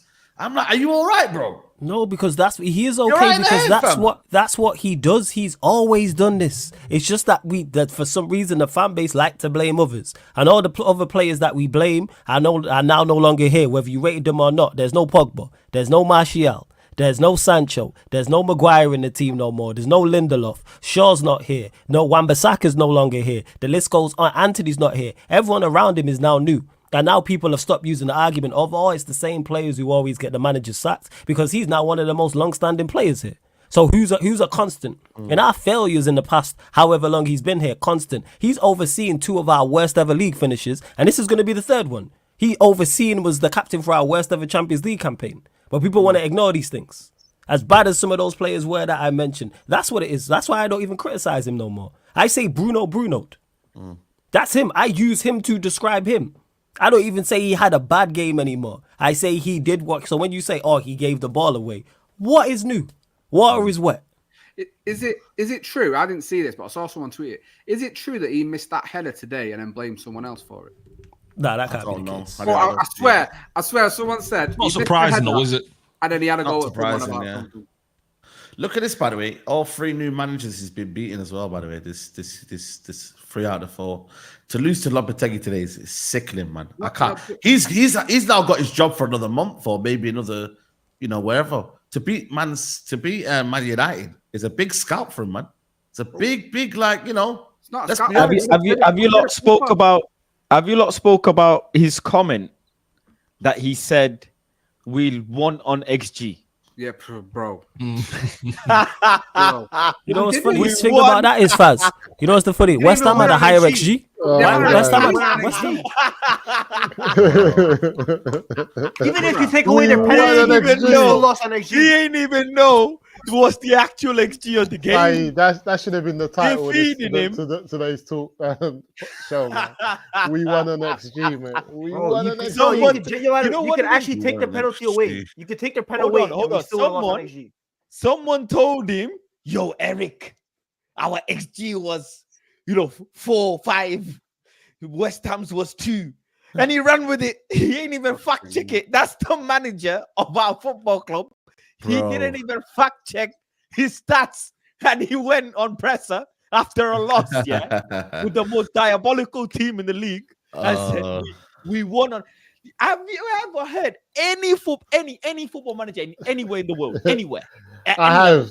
You know what it is though? I have. This is what managers say. This is what managers say when it's coming to an end, when they're fully lost it.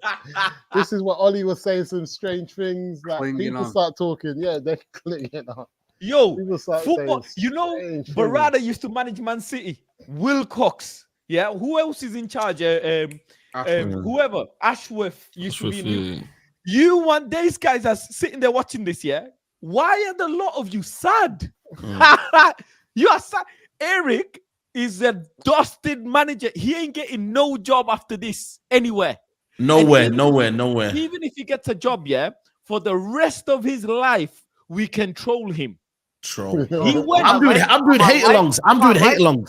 Wallahi, I'm doing hate-alongs. I am hate-watching like I've never hate-watched before. Wallahi, I'm telling you guys. Hercules in the Eredivisie. I'm hate-watching Hercules in the Eredivisie. Bro, he's going to be managing in the Kazakhstan league, so good luck. Wallahi, I'll find a shoot for that. I promise you I'll find a shoot for that. If I gotta hit up some Kazakhstan, what I'm going to do, it's third division.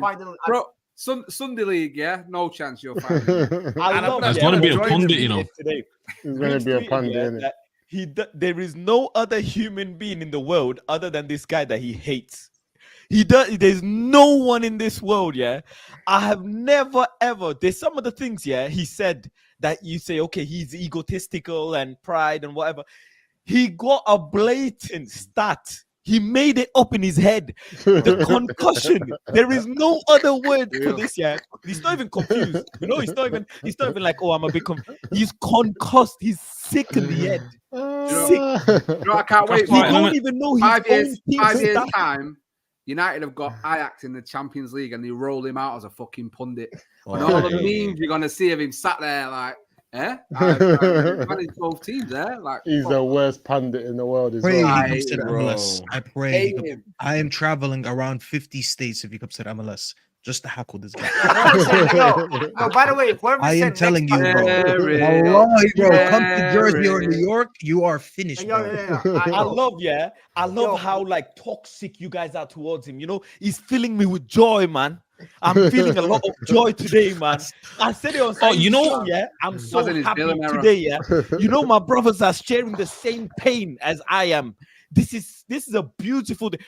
Today, I'm so happy that I even went and booked a date with my missus for next weekend. I'm so happy, man. I'm gonna celebrate this.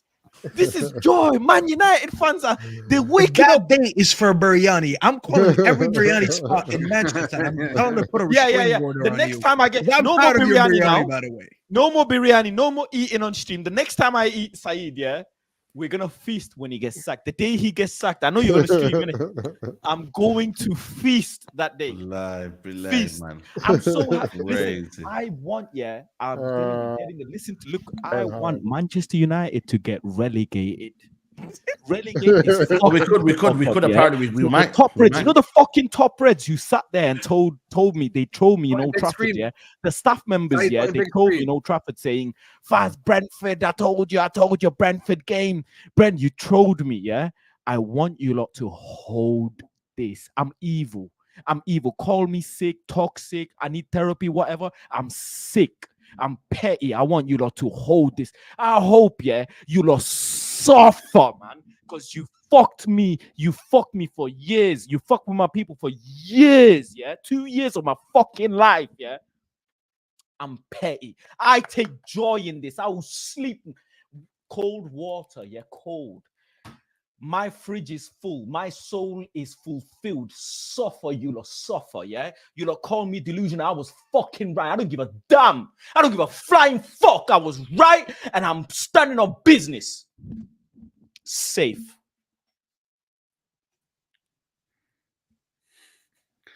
By the way, hey, fucking yo. They fucked me. It's crazy, bro. Hey, yo, what's that? Boss. That was Edward the Rock clip. I sent it to you for a reason. Play that shit. Yeah. Now, you know what's mad here? Like, when you say like people are saying like back the process here, like even them, man, I've not seen them around, man. Like, where are they? The process. Trust the process. I don't like policing fanship, but anyone that supports Eric Ten Hag is not a fan of Man United. I don't care. You know what's the worst? You can't be a fan of the football club and support him. You know what's the worst? I hate when Ten Hag inners say, but Xavi's not good enough. Excuse me? You don't get to talk. We could sit here as Ten Hag outers and say, who is the best next man for the job? When you are supporting Ten Hag, it means your standards are on the floor, okay? You don't get to talk. It's like if you're dating a 2 or a 3, and then you're making fun of my missus because she's a 6 or 7, you don't get to fucking talk because you support Ten Hag. You don't know what football is. You sit there and we will discuss who's the next manager. You don't get to tell me who's the next manager because I followed you to the well and the well was fucking dry. There was no water in that fucking well. And now I'm thirsty. I'm begging for water. And you're telling me, but Xavi's not good enough. Shut the fuck up. None of you get to fucking speak. And anyone who still is on that top red gimmick telling me, but the manager, you know what? That's why Faz acts the way that he does. And I'll tell you what, if I was in Manchester, I promise you, I would be right next to Faz right now in that setup, and I'll be telling you guys the same thing. I will be going to Old Trafford just to laugh at. I won't even go into the game. I'll go before the game, tell everyone you're about to lose. The minute we lose, I'll stand outside and be like, haha, I told you. I'll do what Saeed is doing in the parking lot. I'll be like, I'm waiting for you guys after we lose, just so I can laugh in your faces. All these top red cucks that have allowed us to get into this position to be in 14th and 21st in the Europa League. And I'm getting trolled by West Ham fans. You think as an American, I know West Ham fans in real life. They don't exist. I don't know them. And now I'm having West Ham fans make fun of me. I've reached a new low in my life because of these top red cucks. And they deserve to hold that. Absolute cucks. Every one of them. Yeah. They ain't top reds, G. They're bottom reds. If I'm a bottom red for not supporting this manager, hell, I'll put that in my YouTube name. Staffy the bottom red has arrived today. I'll wear that on my chest proudly, bro. Griggs, proudly I'll wear it on my chest. I told you, your biggest gimmick ever, bro. Shut the fuck up, Griggs. I don't want to hear it from you as well, bro. I don't want to hear it from you. You know what's mad here? Like any of the fan base, I'm telling you now, like this is why I give it to Chelsea fans, isn't it? Like Chelsea fans stand on business, you know that. Like Chelsea don't fall for this shit, man. When Chelsea fans unite here for a manager to be out, he's gone. You get me? And it might be because of their club, whatever, But bro, they ain't no fans saying, yo, but give him time, bro. They're unanimous in the decision of sacking the manager, bro. Every other club's the same. But with United, it's always like, yo, but we've got to give managers time. We've got to get through it. We have one win against Brentford. And did you see the energy? People are messaging me saying, yo, hold that, Saeed, man. We won. And the manager stayed and backed the manager, and you're toxic, you're negative. I'm like, it is. Remember the start of the game, Saeed? Sorry to cut you off there. Do you remember the start of the game where the players have come out? And then Ten Hag always comes out a little bit later, doesn't he? He always waits. And then he came out and then he just stood round clapping the fans, and all the Red Army there in the corner at the Stretford end, they're all clapping and all cheering him. Do you know what I mean? And he's taking in his adoration and stuff. Chelsea, they have standards. Do you know what I mean? We got no standards. No. All the thing is, I saw Lyon, who are a big club in France, be in the same position as us last year, and their whole ultras held a whole meeting with a group of players in France and yelled at them. Yeah. We can't do that because our fans just clap. Wallahi, it's true. Remember they clap like they just landed a plane and it's time to clap, or they watch a nice movie. Wait, Greg, remember in Dortmund when they did it with Klopp in his last season when they were fighting relegation? Klopp, mind you, took that club to a Champions League final, took them to back-to-back Bundesliga wins against Bayern when it was unprecedented for anyone to beat Bayern at that time, and they stood there. And they had them all line up. I remember, what's his name, Hummels and whatever. They went to speak to the fans, to the ultras, because they were saying this is not good enough for Dortmund. And that was off a manager who's, by the way, Klopp is definitely a club legend for Dortmund. And they still gave him that stake. And that guy won them leagues, not a shitty Carabao Cup and not an FA Cup. And that is a club that if you ask 99% of the Manchester United fan base, they will tell you we are a bigger club than Dortmund. Yet that little club, and Lyon, like you said, they've held that club to higher standards. The fact that I live overseas. I've been to Old Trafford once in my life. I don't even know if Griggs has been there. The fact that we can't relate to the culture the way you guys do, because you live and breathe it every day. You eat, sleep, and breathe Manchester every day. The fact that I can relate to that standard when I don't even live there, and there's people that go to games day in, day out, and they allow that, that's an absolute embarrassment. It's an absolute embarrassment on your culture for where you live and where you grew up and the way you've seen this club to allow this day after day. And I'm an outsider, and I can tell you that I don't even act like that. That's a shame on all of fucking you. All you fucking. It is, you know, stuff. It's bootlicking mentality. Do you know what I mean? It's just this bizarre loyalty. We feel like I don't know what it is with United fans, but they feel like they just can't. They can't say anything against the club. They can't say anything against the players because they've been rewarded so well over the last 20, 30 years. Now they've just got to kind of put up with. They've got to be real fans because they've been accused of being glory hunters in the 90s and the noughties and all that. Now it's a matter where we just kind of put up and shut up and just deal with it. Do you know what I mean? And you know that's not how it should. Elite pundit Brian, shout out to Brian. I know he's not here. Yeah, shout out to Brian. He said it the best. He said I forgot the exact word he said, but he said like it's the Sir Alex Ferguson syndrome. He said because these guys were so like for years they were so blessed by having Fergie that the minute they left, they don't know how the outside world lives is. It's like, bro, it's like if you take a house cat after years and just put her in the streets, that cat is gonna die in 2 days. Yep. That cat wouldn't be able to survive in the streets. That's how Manchester United fans are. They were so blessed to have a manager for as long as 27 years that they don't know how football operates. 11 years later, they still don't get it. I'm still seeing Fergie comparisons. Oh, but in his first 3-4 years, he didn't win anything. And they always put that stupid screenshot of the newspaper when it was saying Fergie out, something like that.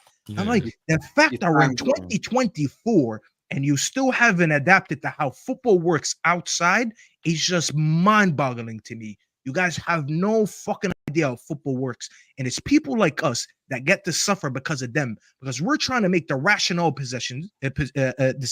We're trying to move forward with this club. We're trying to just to keep up with the people. I'm not even ready yet to be better than them. I'm just trying to keep up with them.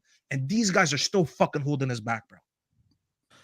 Oh, man. Guys, Saeed, can I ask you something? Is Leslie Ten Hag out, or she's still back? Yeah, she's kind of had enough. She knows she's got to go. So she's had enough. Yeah, she's had enough. She knows he's a dead man walking. So, and I think the TRA with the TRA, they have a duty, right, to kind of almost like be the beacon of the Man United fan base in it, and try and be the ones that are almost like the top reds in it. You feel me? But then there's one thing supporting, but there's also one thing called blind faith. And I feel like for me, it's like you can't support something that isn't there. You can't blindly back something that you don't see. Like, bro, you don't see a direction under this manager. So why are we clapping off the players when they're coming off and the manager? Why? We should be booing. Like, be seriously, like we should be booing. If there was at least, you know, something, if there was something to say that, yo, it's gonna click eventually, he's trying to work towards something. Yeah, I would hear it. Like I'd hear it. I'd be like, okay, you know, there's something that he's doing on the pitch with the team, because we did that, right? First season, he did what he had to do. We said, okay, let's give him the time. He came third. He managed our expectations. Second season, diabolical, but he got a trophy. We said, right, okay, you know, there might be something going on here. Let's give him that grace. So we didn't press the Inners that much. The Inners actually pressed us because he won a trophy, and a reputable one as well. Third season now, everything is diabolical. How can you tell us at this point now? How can you have any hope at this point? Any hope? And without a shadow of a doubt, it is that weird, like, top red culture or weird culture where you're backing him just so you can say, oh, I backed him to the end. Yeah. It's almost like a portrayal of you're a true fan. Like, you're not a fan that kind of ever questions anything and the manager. You're a purist. You're a pure fan. No, you're not. Because what are Real Madrid fans then? What are Barcelona fans? What are Bayern Munich fans? What are Bayern Munich fans? They're not pure fans. Bro, Real Madrid booed their highest ever goal scorer, Cristiano Ronaldo, when things were going right. They actually booed him in the stadium. This is the club I personally, for me, and I know a lot of you here, Real Madrid and Bayern Munich are the two clubs we should be holding our standards to. We should never allowed to get to drop it anywhere near that. But everyone says, "Oh yeah, but you all have to go through the rough times." Where was Real Madrid's rough times? Where Bayern Munich's rough times? What, missing out on a league? Like, what? Why do we allow ourselves? And you're right, this top red culture and this diehard. We're a different culture. Like, we're different. We're a different club. We are no different than anyone else. We need to remember that. And me and Flaw say it all the time. United fans are blinded by Busby and Fergie because they had two long-serving managers who have done great things.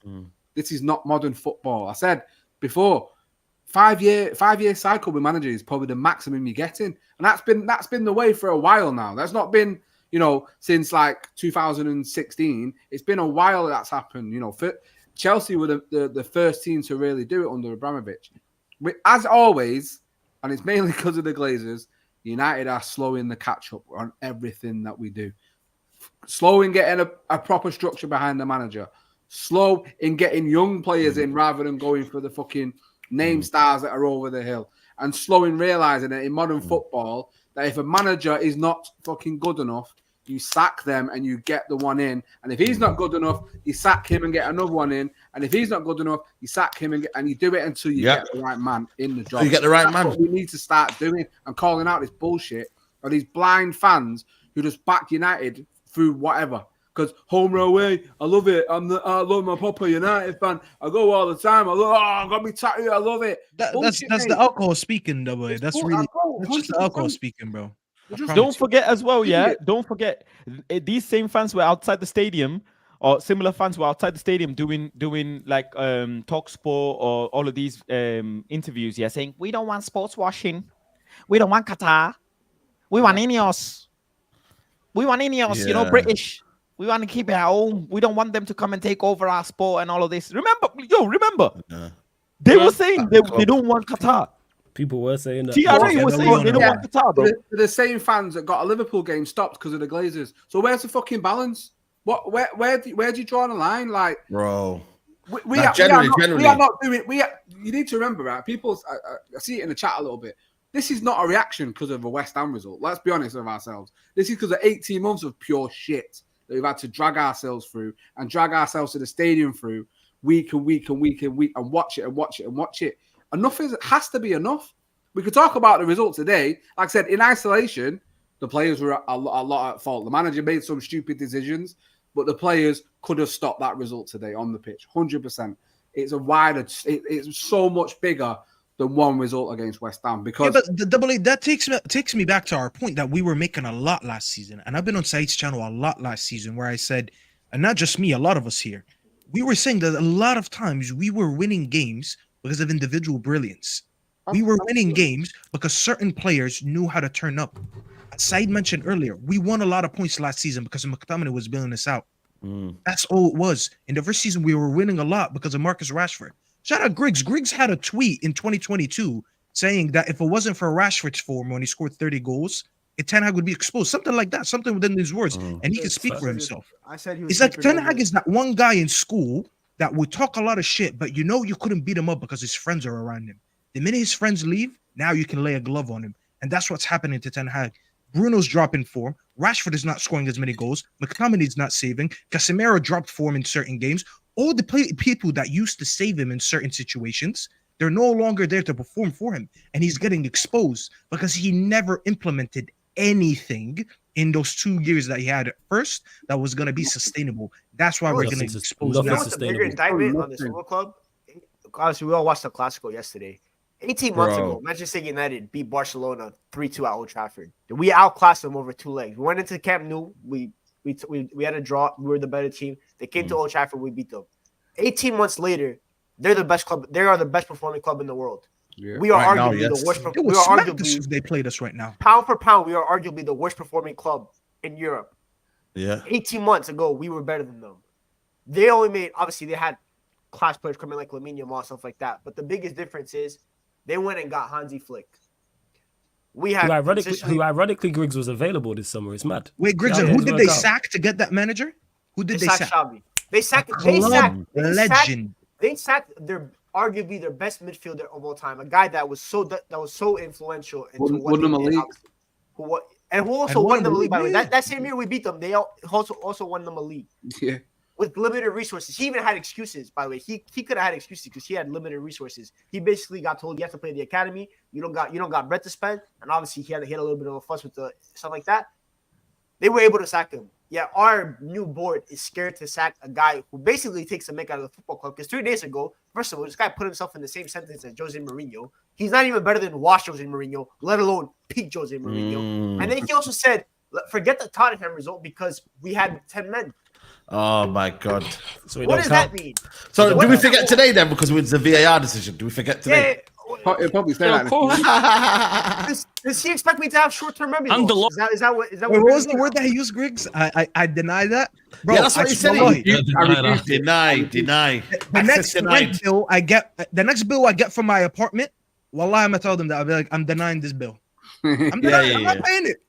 I'm denying it. It doesn't exist to me. I forgot it. Yeah, I just say, Ten Hag said we could deny things in life, so we deny that.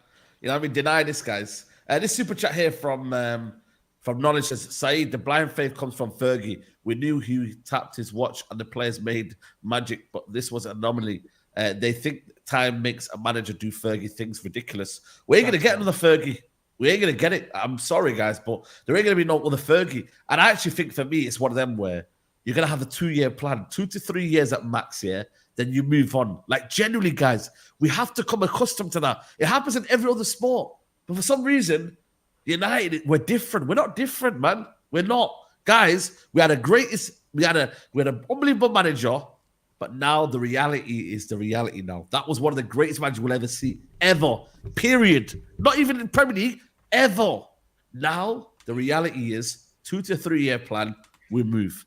2 to 3 years, we move. Obviously, if you're just better, then cool. You stay for 5, 6 years. But if you don't do well in your first 18 months and you can't see where the progression is, if the Ineos have the opportunity to sack him, they should be able to do that. And fans, shush. Yeah? Shush your mouth. They're doing what they want to do. Simple. You move on. And that's what happens at Chelsea. Chelsea fans, I don't think I've ever seen them.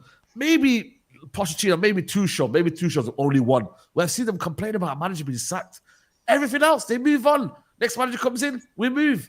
There isn't kind of almost like a sentiment towards a manager. You say, right, cool, we're used to it now. Bayern Munich fans, used to it. And Real Madrid, we're used to it.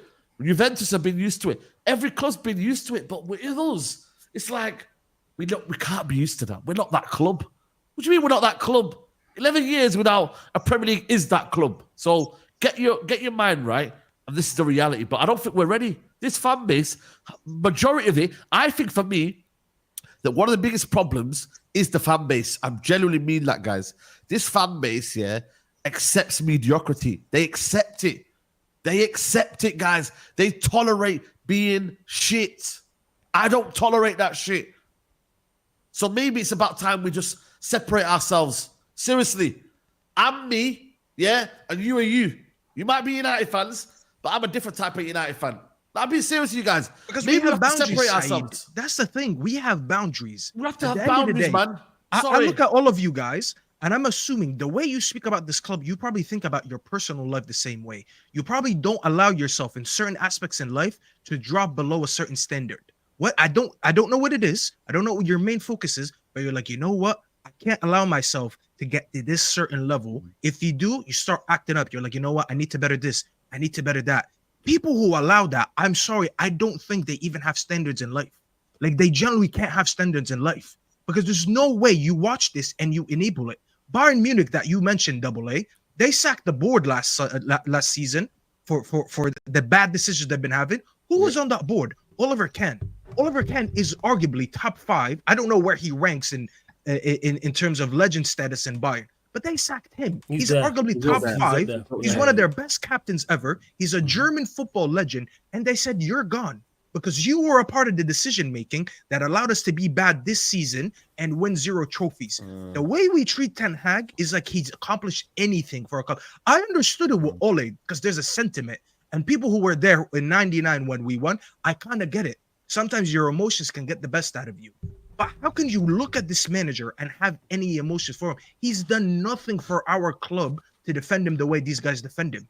I wouldn't understand it. Like Tuchel, even when he mentioned Tuchel, he won him a Champions League. I know. If Ten Hag won us a Champions League, wallahi, I would get it. I mean, guys, maybe we're being a little bit too harsh. Let's see why in 2 years we went from winning Champions League to being wherever position we're in right now, 14. Yeah. It would make more sense. We are giving this manager so much love and time for doing absolutely nothing. And Flawless said it best. Time is not given. It is earned. You don't give time to anyone. You have to show me why you deserve that time. And if you've earned it, fair enough. What has he done until now to earn all this time? And don't say the FA Cup. Do not say the FA Cup because that is not the standard. We are not improving. He's proved time and time, game after game, that the process does not exist. So what are we believing in? There's nothing to believe in right now. We need to act. And this is why I'm looking at Ineos, Saeed. Omar Barada, that waffler. I should have known him, bro. Because listen, North Africans, we waffle a lot. And I knew this guy was a waffler the minute he said, oh, we give 18 months to 2 years, and if you don't perform, you're out. Well, guess what? This manager's been here for more than 18 months, and he's been here for more than 2 years. So why is he not sacked yet? Why is he not sacked yet if you set that standard? I didn't say that. Omar Barada said that. He said at City, they allowed only up to 2 years. If you do not perform, you need to be getting rid of.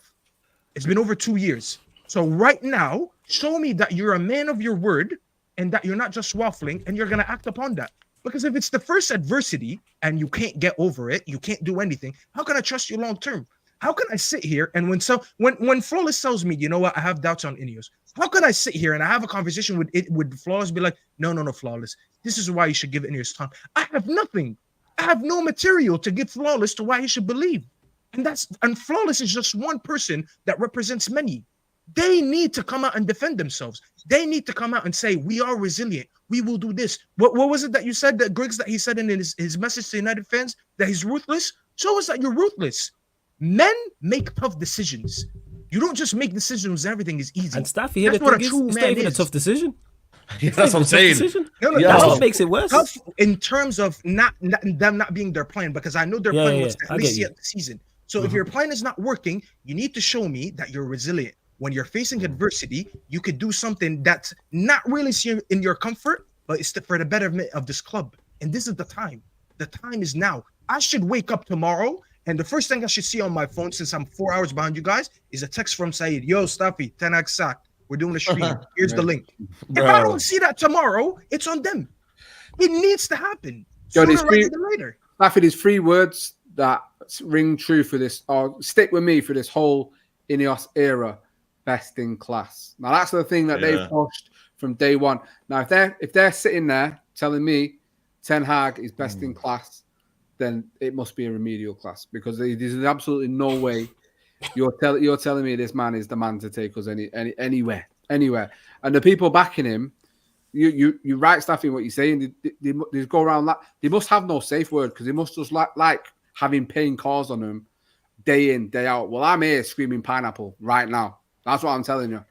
Because I can't take anymore. It's absolutely ridiculous. But I can only imagine, and I can only think, and I've said it to you guys on here so many times. I genuinely think he stays all season, mate. Same. That's what I'm thinking now. I don't think there's anything he can do if he can get to this point, and he survived, and he can talk about, but it's only first few games, bro. If he can get his 14th in the league and 21st in the Europa League, screaming Zendaya day in day. I think it has. I think it has to get horrendous. I think it has to get like to the point where we. It's horrendous for us. This is horrendous, isn't it? Though. No, but when I say but this you're right. This is horrendous to us. To them, it's not horrendous. You know why? Because everyone's just lackadaisical about it. These men don't even put out a statement or anything like we've said to appease the fans. There's none of that. They relax. They having meetings, chilling. Man's doing interviews. There's zero panic. There's zero. Yeah, no, I think he's getting sacked though. I think he's getting sacked. But when, no, Musso? When? I think he's gonna get sacked within the next. I think he goes before Christmas. See that, bro? That's a long time, you know, man. I think we legit have to be like, we have to be 17th, 18th for him to be. We have to be in the relegation zone, man. We have to be in the relegation zone. Though they're talking to managers, they're preparing. I think if they, what if they don't have the pull, man? What if they don't have the pull, guys? Have you heard the Javi the pull to do what? They got no pull. They got no pull. Have you seen the Javi quote in 2011 when he was asked about Man United? What did he say? He said that he said. Back in the day, he said like Man United is the only club that he relates to, and his club. You know what I'm saying? If he ever was full hype, man, English full hype. Yeah, but you were gassing.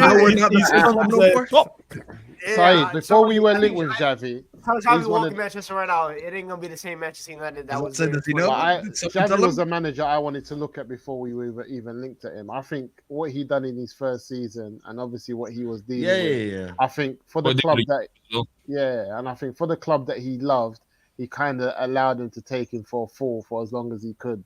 But I think he done well, and I think that they're benefiting from some of the players that he brought through as well. Also.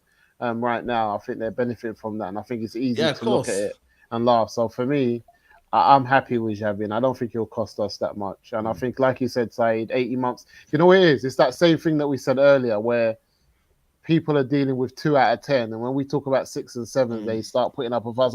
He's not now, brother. Allow it. Yeah, man, 100%. I'm not gonna lie. Javi is obviously. I'm intrigued what he could do. But I'm also not super moved by it. It's not like something that... Yeah, of course. Yeah, but I think moved by getting rid of Tanaka. People scream Alonso. People scream Alonso. I don't see that with, you know, in terms of like, say, Xavi had a job like that in flipping Germany and was allowed to build a team. Yeah, we ain't got the pull for Alonso. No, that's what I'm saying. I think Xavi could have achieved something similar. Like, I think he's in that ilk of manager and type of in terms of what he wants to do and how he wants to play the game. Yeah, but I feel like if it was the other way around, we'll be the same thing. Alonso, I'm not too sure about him. And if Xavi does Xavi get destroyed in the final like that? Does Xavi get destroyed in the final?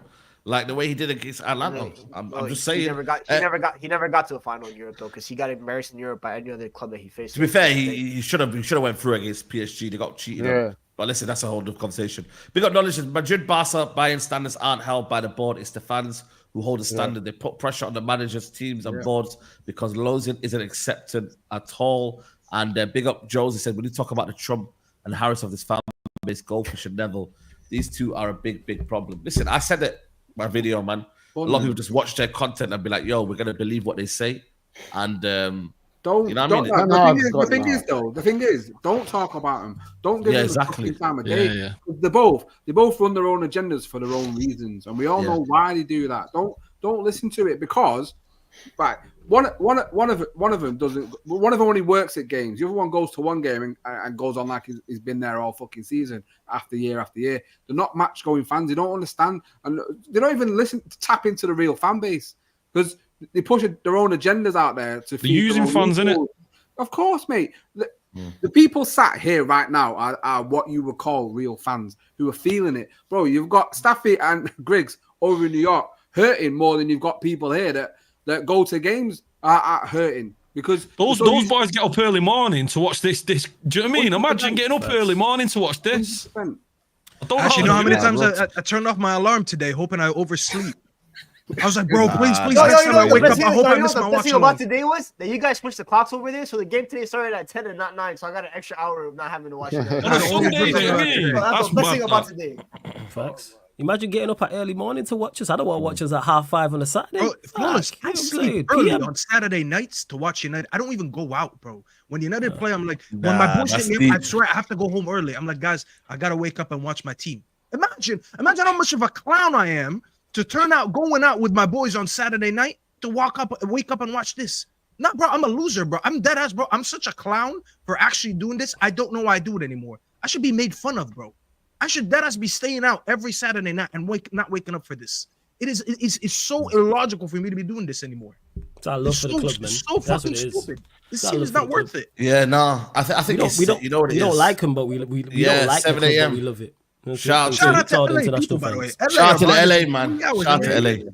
Yeah, but I struggled in LA. The time zone in LA killed me, man. The time zone in LA. It took me a month to get back into it. So I respect them, man. People that live abroad, I respect you lot, man, because boy. Bro, when you go to America and that, I ain't getting up to watch them preseason. Fuck that. Yeah. I know it's different when it's actually like the season or whatever, but listen, fans around the world, I struggle to go to Old Trafford now to watch them. And that's what I'm saying. That's why for me. So Wednesday, for you guys, I'm not there. Nah, big up, man. Big up. Sunday, I'm gonna drag myself there, but I don't really want to be there. But like, man, don't want to be there. But when we go away games, I get excited by away games now because that means I don't have to go Old Trafford and watch it in 4K. Now, real talk, man, because when you're watching it in the stadium, it's in 4K, and then you see the same old shit. You see the same old guy not interested over there. You see the next guy sleeping. You see the next guy talking about holidays in flipping. I don't know where he is, bro. Everybody's not concentrating on the game. You're talking about holidays in New York. I still going to Old Trafford is still the greatest thing I'll ever be able to do. And getting a season ticket was the number one goal I've ever ticked off that I wanted in life, to be able to say I'm United. And I love every single minute of being at Old Trafford, apart from the 90 when I have to watch that shit on the pitch. Everything else around it. It's a link up double A. You just go, you see Ash, you see Saeed, you see other people, and you say, what's going on? You say hello. It's literally a link up to see everybody. That's what it is. Even the steward, even getting stuck in the traffic is better than watching the fucking football. Do you know what I mean? I don't even mind that. Bro, even the steward that I normally chat to about Ten Hag, but the guy went on holiday. I said, bro.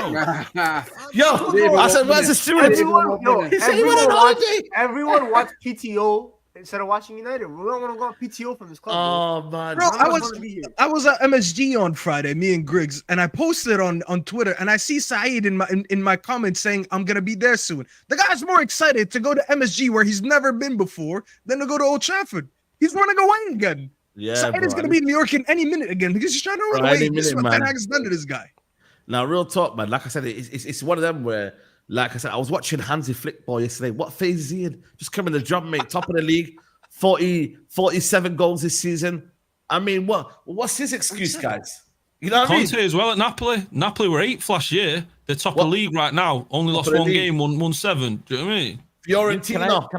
Fiorentina, they beat Roma 5-1. David De Gea's, the what do you call it? His new club. Bro, they were shocking last season. I think they got to the Europa League conference, but they weren't great last season. No. You know? So, boy, can I say this, yeah? The managers come out Berlin. He said the managers come out and said, he can't fault the team. There were about 4 or 5 chances that we should have scored, and VAR was shocking and all of that, right? You know what? Fair. All of it's true. It's not lying that the player should have finished and VAR was shocking. Very fair. But you got his number one player, yeah?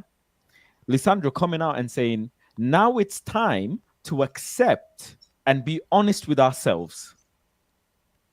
You had Ericsson come out a couple of weeks ago and say, we didn't want it enough. Yeah? You got Lisandro coming out and saying, what did he say as well? Be hungry. Bro, this is I can't lie. In the changing room, I think the players are sick of him and they've had enough. 100%. And these are his own players, by the way. His own players. He's been throwing them under the bus, though, isn't it, Faz? Wait, He's been throwing them under the bus, like you're saying.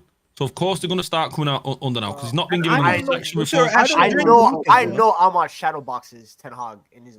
I don't know. Yeah. Any other manager that like constantly is begging it for every player to come back. No manager in entire football has a full fit squad for a month, bro. It is like almost impossible. It is an anomaly as it is. Possible. So you manage the team. The thing is, during the week, before you move on, during the week, Onana did the same thing. By the way, I don't know if you guys remember what he said. Yeah. They asked him for his the double save that he made on in the city, the headers, and they were asking him about what he thought about those saves, like trying to like get something off him. He said it doesn't matter because we didn't win the game today. Yeah. The manager goes and he says, when you think of it, we got a point to at Porto and a point at what's their name, Fenerbahce. So it's a good result. Your own player, your goalkeeper, is not happy, and this is why I know these players. The reason they play bad in the second half is because they don't believe in any message he gives. The fact that your goalkeeper, that you've signed, that you've managed for years, is coming out and saying it does not matter what happens as long as we didn't win, and you're celebrating draws, show me that they don't even agree with you. Let alone the fans. Your players don't buy into your message. That's a red flag. There is no message. For him. Sorry, Double J. What would it take for him, to come out and do something mad like never been done before? Do something. Come out and just blatantly say, "I, Erik ten Hag, and Manchester United players, we apologize to the fans." Simple. Bro, he won't say that. Faz, that's Faz, you're expecting him to hold himself accountable, and that's something he's never done. It's something he's never done. Like man said about the message and that. Hey, someone shoot the messenger, I beg, please. You know what I'm saying? They say don't shoot this messenger. Had to put up a banner, away fans had to put up a banner saying "Play like you mean it." Yeah. Like why? What would it take? Yeah, you have fans in France, teams in France, all over the world, Turkish league. Players come out, we apologize.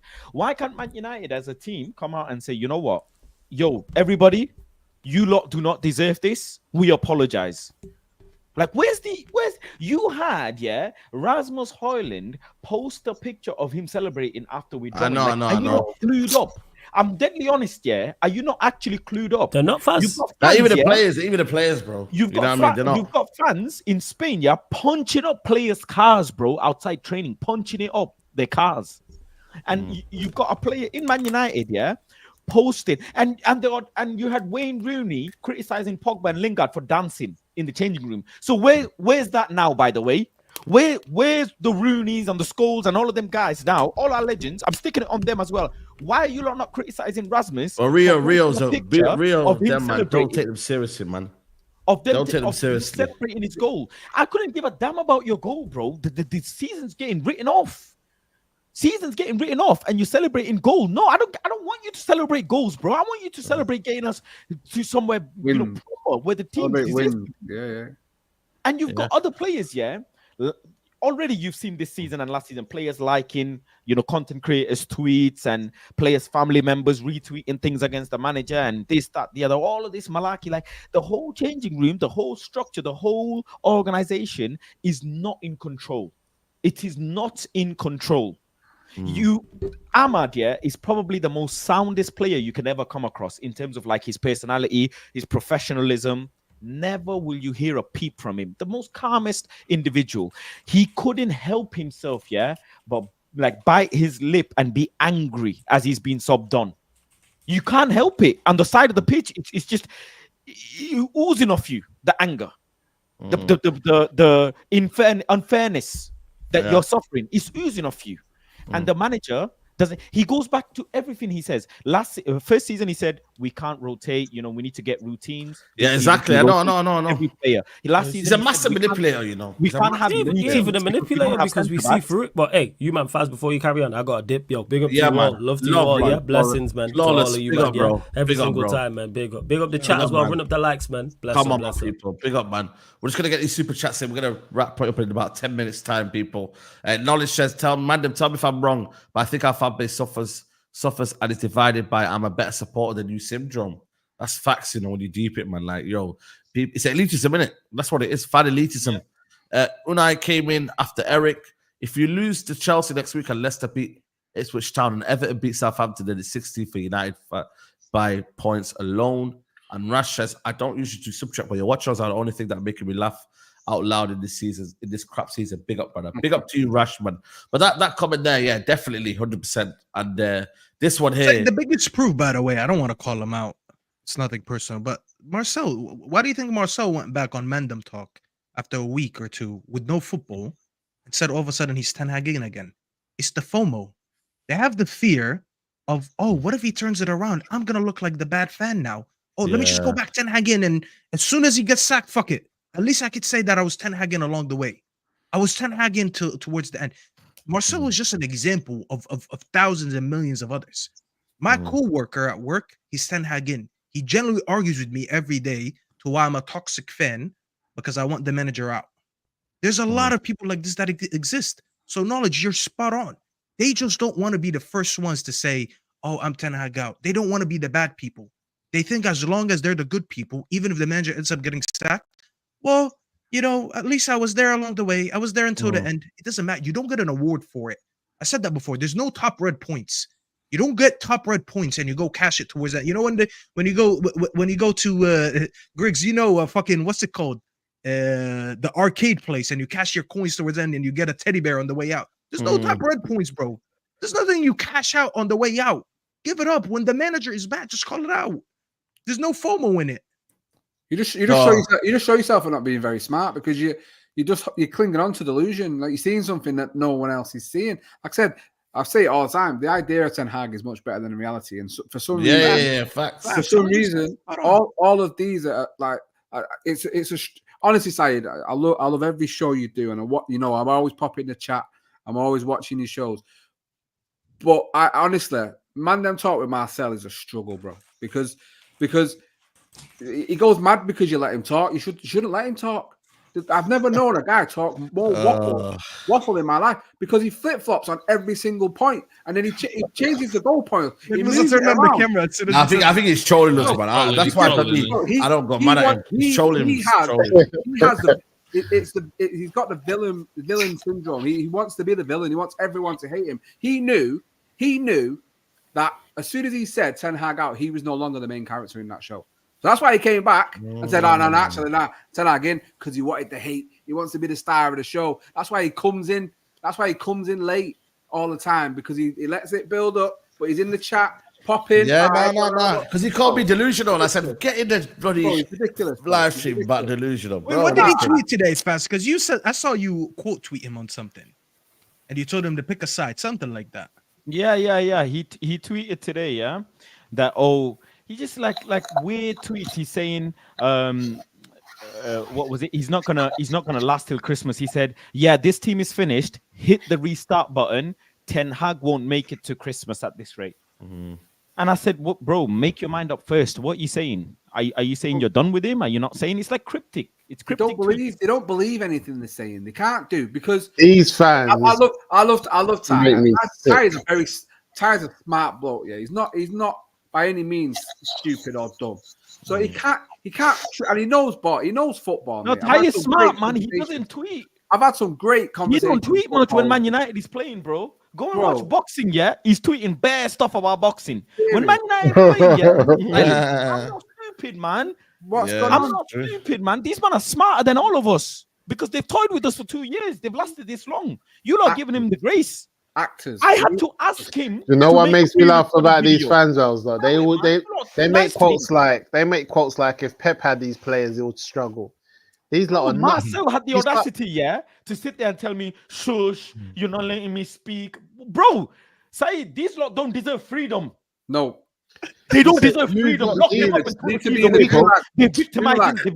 They're using the victim mindset, aggravating us. And you lot. We could go spend another 500 million.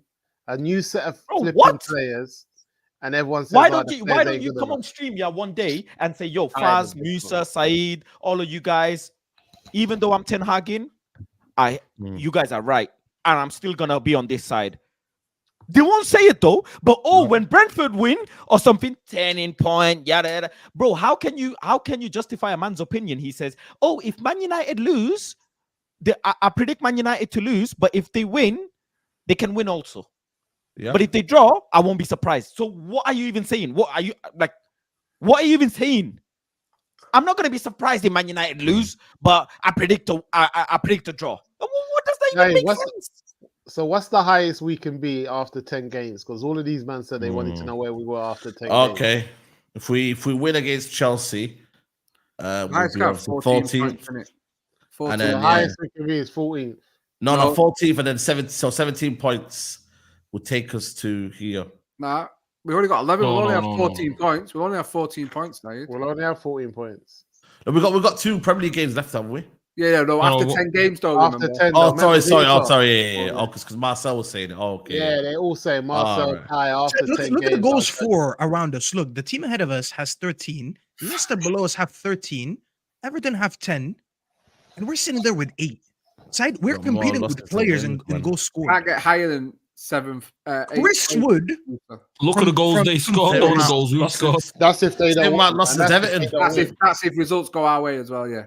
No, guys, Chris Wood from Forest has 1 goal less than our whole one team. less lost than Crystal Palace. Our whole team has only 1 more goal than him. Chris Wood. Danny Welbeck has 6 and we have our entire strike force. Like our entire attacking team, like Welbeck has more goals. Ash, I'll tell you this: go interview fans outside of Old Trafford and ask them who would take Chris Wood or Danny Welbeck on our team right now. No, he's not United. And all say no. Yeah, these guys have 7 and 6 goals while we have 8.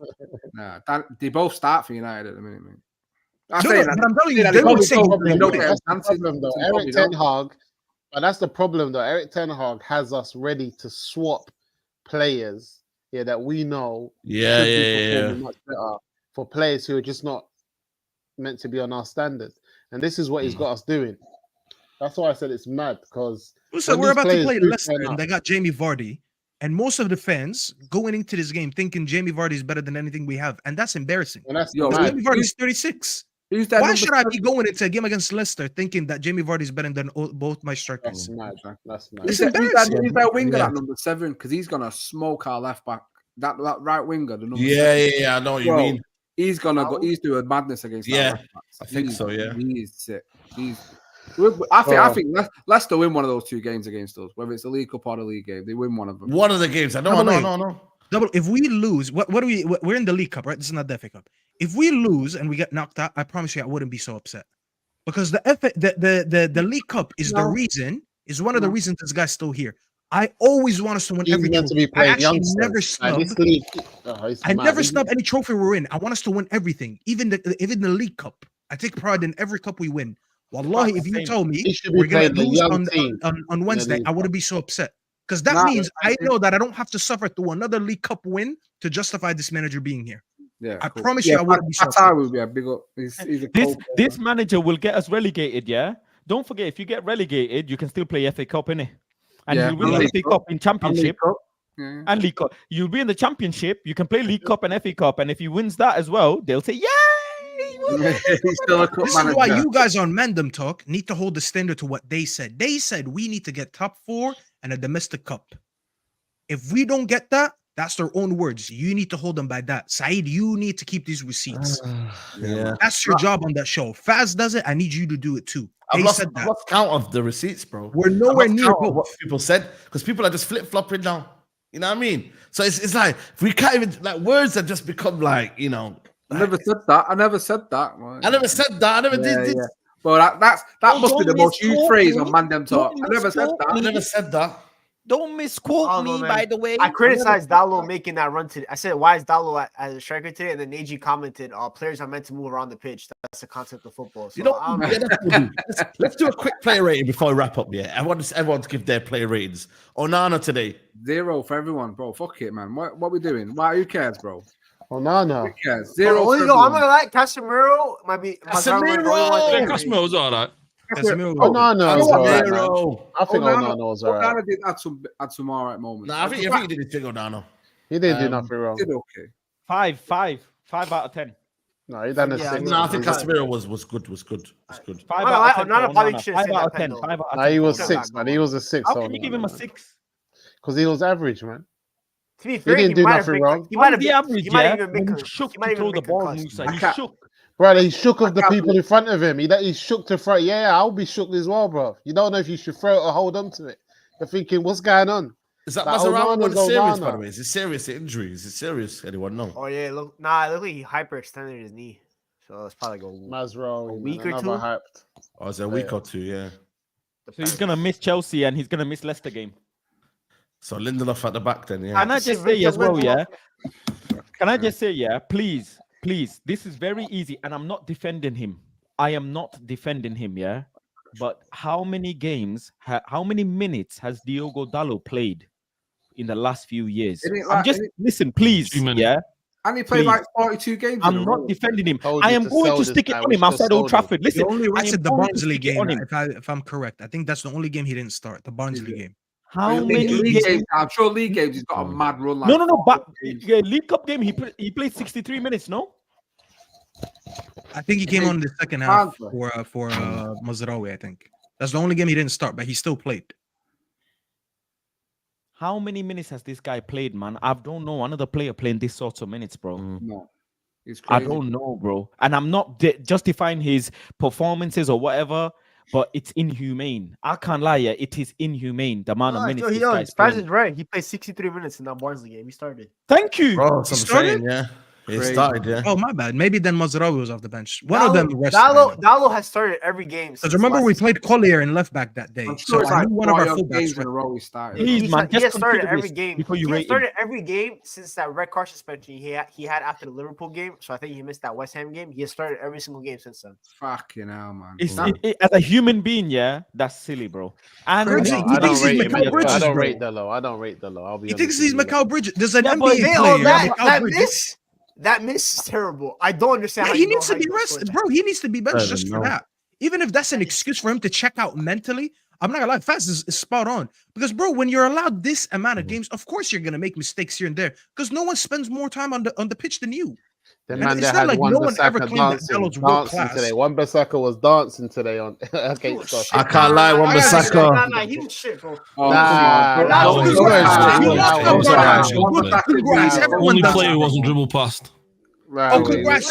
He did his thing, Garnacho's he did been his a thing, dribble Yeah, past you. Garnacho, that's why. Fucking When's the last time Garnacho beat any of his Why are defenders? you- guys. Brother. Why Let him have it. you've said, yeah, every single person, every Man United fan has said, yeah, give Rashford a break. Sometimes putting him on the bench, it helps players, whatever. Not one person's ever said that about Dalot, saying bench him a little bit, give him. Oh, yeah, give you him see some where time. You don't have a Dalot fullback. I'm sick of Yeah, seeing but you know what the Dalot. problem? You know what? What do You know what? just See always come on the Delo. field, You know the problem I have with Delo, yes, that the United fan base don't want to replace him. When Delo's playing 10 out of 10, what team does he still get into? Like world football, when he's at his best. Stop it. Let me remind You you, lot Musa, that his When he's at his best, bro. he's still average, bro. wait, hold on, Musa. he's Let me remind you one knackered. thing. He's I'm not excusing his knackered. miss. Human I think being. The miss is diabolical. No problem, yeah, Musa. Listen to what I'm saying. The miss is shocking. I'm gonna personally tell him, yeah, miss is shocking. I told him about his penalty as well to his face. People who tune into my stream, they know. I stick it on these players to their face. But I'm telling you, the way he got pushed by Somerville, you can tell he's drained. What does he do, though? What does yeah, Delo he won. do? What is he good at? I've become a convert for Delo, and I've had my criticism of him, and I like him. But at his best, for a top elite club, he will only ever be an understudy, bro. He is not. That's it. He's not a starter for a top club. Like, what does he do good? What does he do good? We should be He getting does someone a ahead lot of him. No, but what is it that? Okay, what is it that he's world class in? Musa, the miss is shocking, but at the end of the day, No, scoring. put that goals- aside. listen, Put that aside. Is it his I'm about to get delivery there. into the box? What does he No, do? but I got to the. First of all, he's been played left back all season. He's only played the last 2 games, including today in right back. So he's not even been played to his best attributes. Okay, Faz has mentioned he's been played the most out of everyone. He's a very good technical player. He's a physical player. He can do a lot. But what does he do good? Because I know he does a lot of things well. So what does he is do it- good, or what what does is he it do that world you class? look Because at I don't and think say- he's world. Yeah, what is He's it? not no, world but class what is in it my that you books. do? No, but there's players that's not world class, but they got a serious delivery. Like He- you know that when they deliver So a ball how's he into going the to deliver box the ball when he's been playing left back anyways? for flipping Bowen. Anyway, Musa, how's he gonna deliver the ball when he's been playing right? He's been playing last whole year, all last season. I saw Real Madrid yesterday. If he's so good at right back, why the fuck did he get moved? He can't be that good. That's it. A new signing comes in and takes his spot straight away, which I don't agree agree with. Disingenuous. The only No, reason I don't agree with it. Because Mazraoui can play on the left. He wouldn't get moved. You wouldn't get moved because Mazraoui can play on the left. But we all knew that he should have stayed on the right. Because he delivers the ball better than Mazraoui. I like Mazraoui, but Mazraoui rarely ever crosses the ball. He likes to invert into the midfield. If you're going to invert and you're right-footed anyways, might as well keep you on the left. No. Because Dalot's best ability is actually running forward and crossing the ball in. He's a good I'm gonna be honest, yeah. I can't lie. A lot of you are being fickle. I'm gonna be deadly honest. Do you know how hard it is to play out of position every game? Every game, bro. Like you're not even deep. No, you're not deep in it, bro. Do you know how emotionally draining it can be to be played out of position? You're making mistakes. You're making mistakes because you're playing out of position. You're not comfortable. You're not comfortable. Put that aside. We need to replace it. It's not easy. I'm going to ring next show, yes, Saeed. When we have time, I'm going to ring some of the defenders I know that play professional, yeah, and I'm going to ask them live.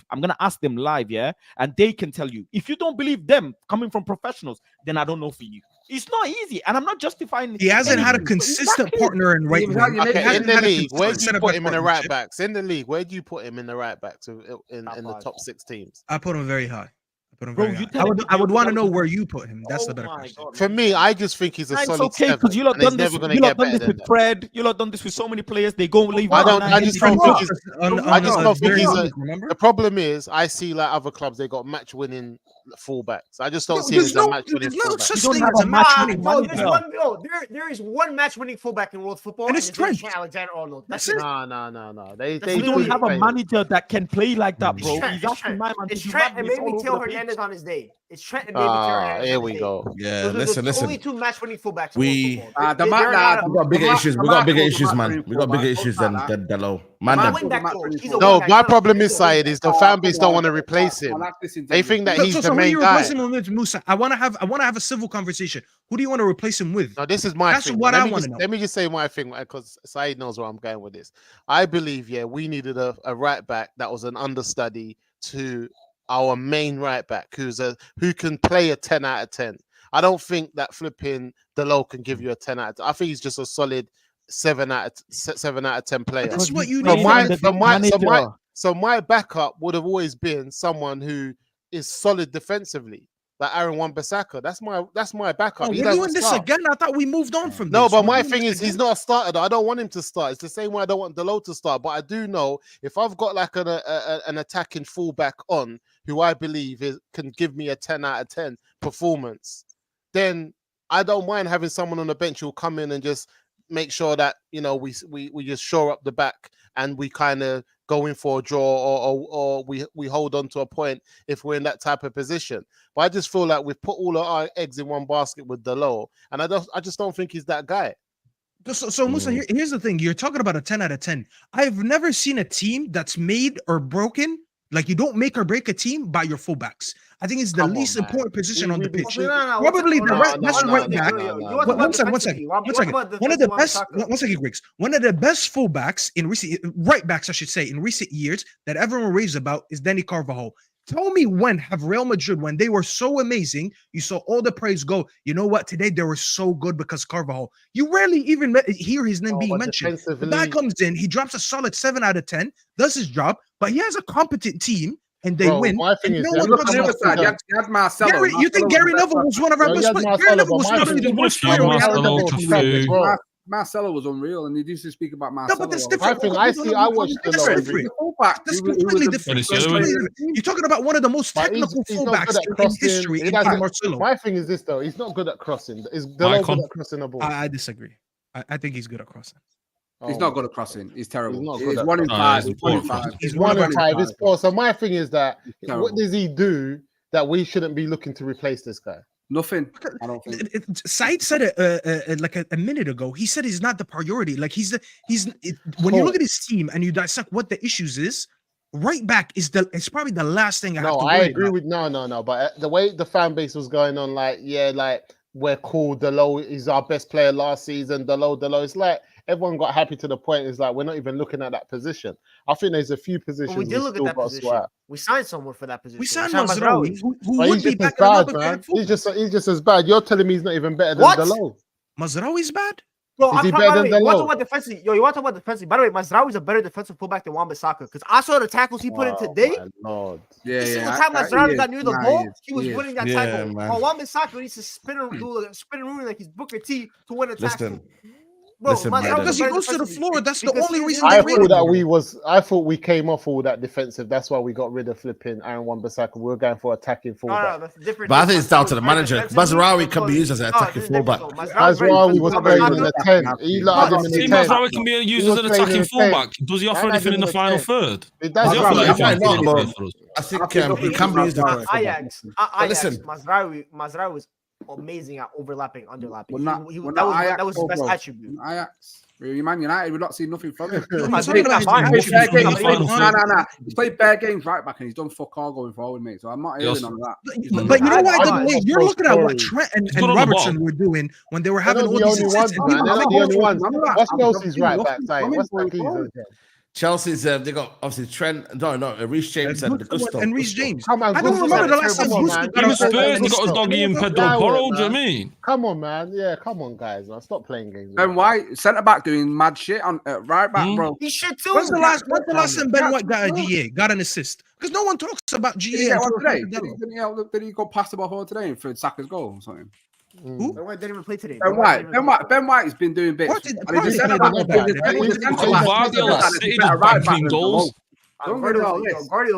Guardiola's weird, bro. I've never seen he's a center back person, not even a fullback. He's a center back. He just smack the ball right. Listen. Good night. Listen. We are talking about things. Just sack this manager, man. Then we can discuss all of this. Yeah, Musa, wallahi, bro. See what you did, bro. Let's just go back to the priority. Wallahi, I promise you, Musa.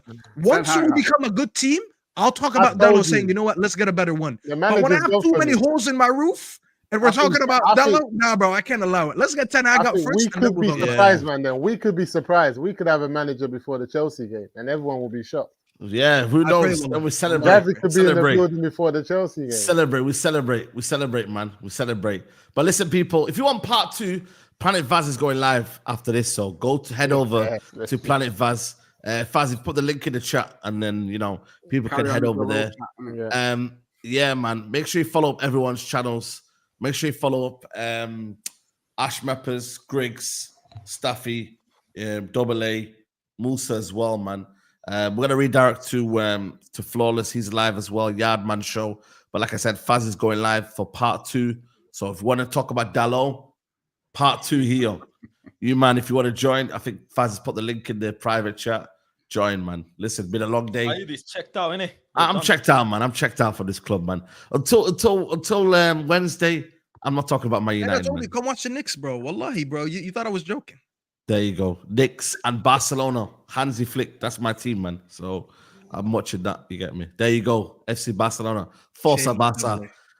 Visca Barça. Culé. Hala Madrid. Sure.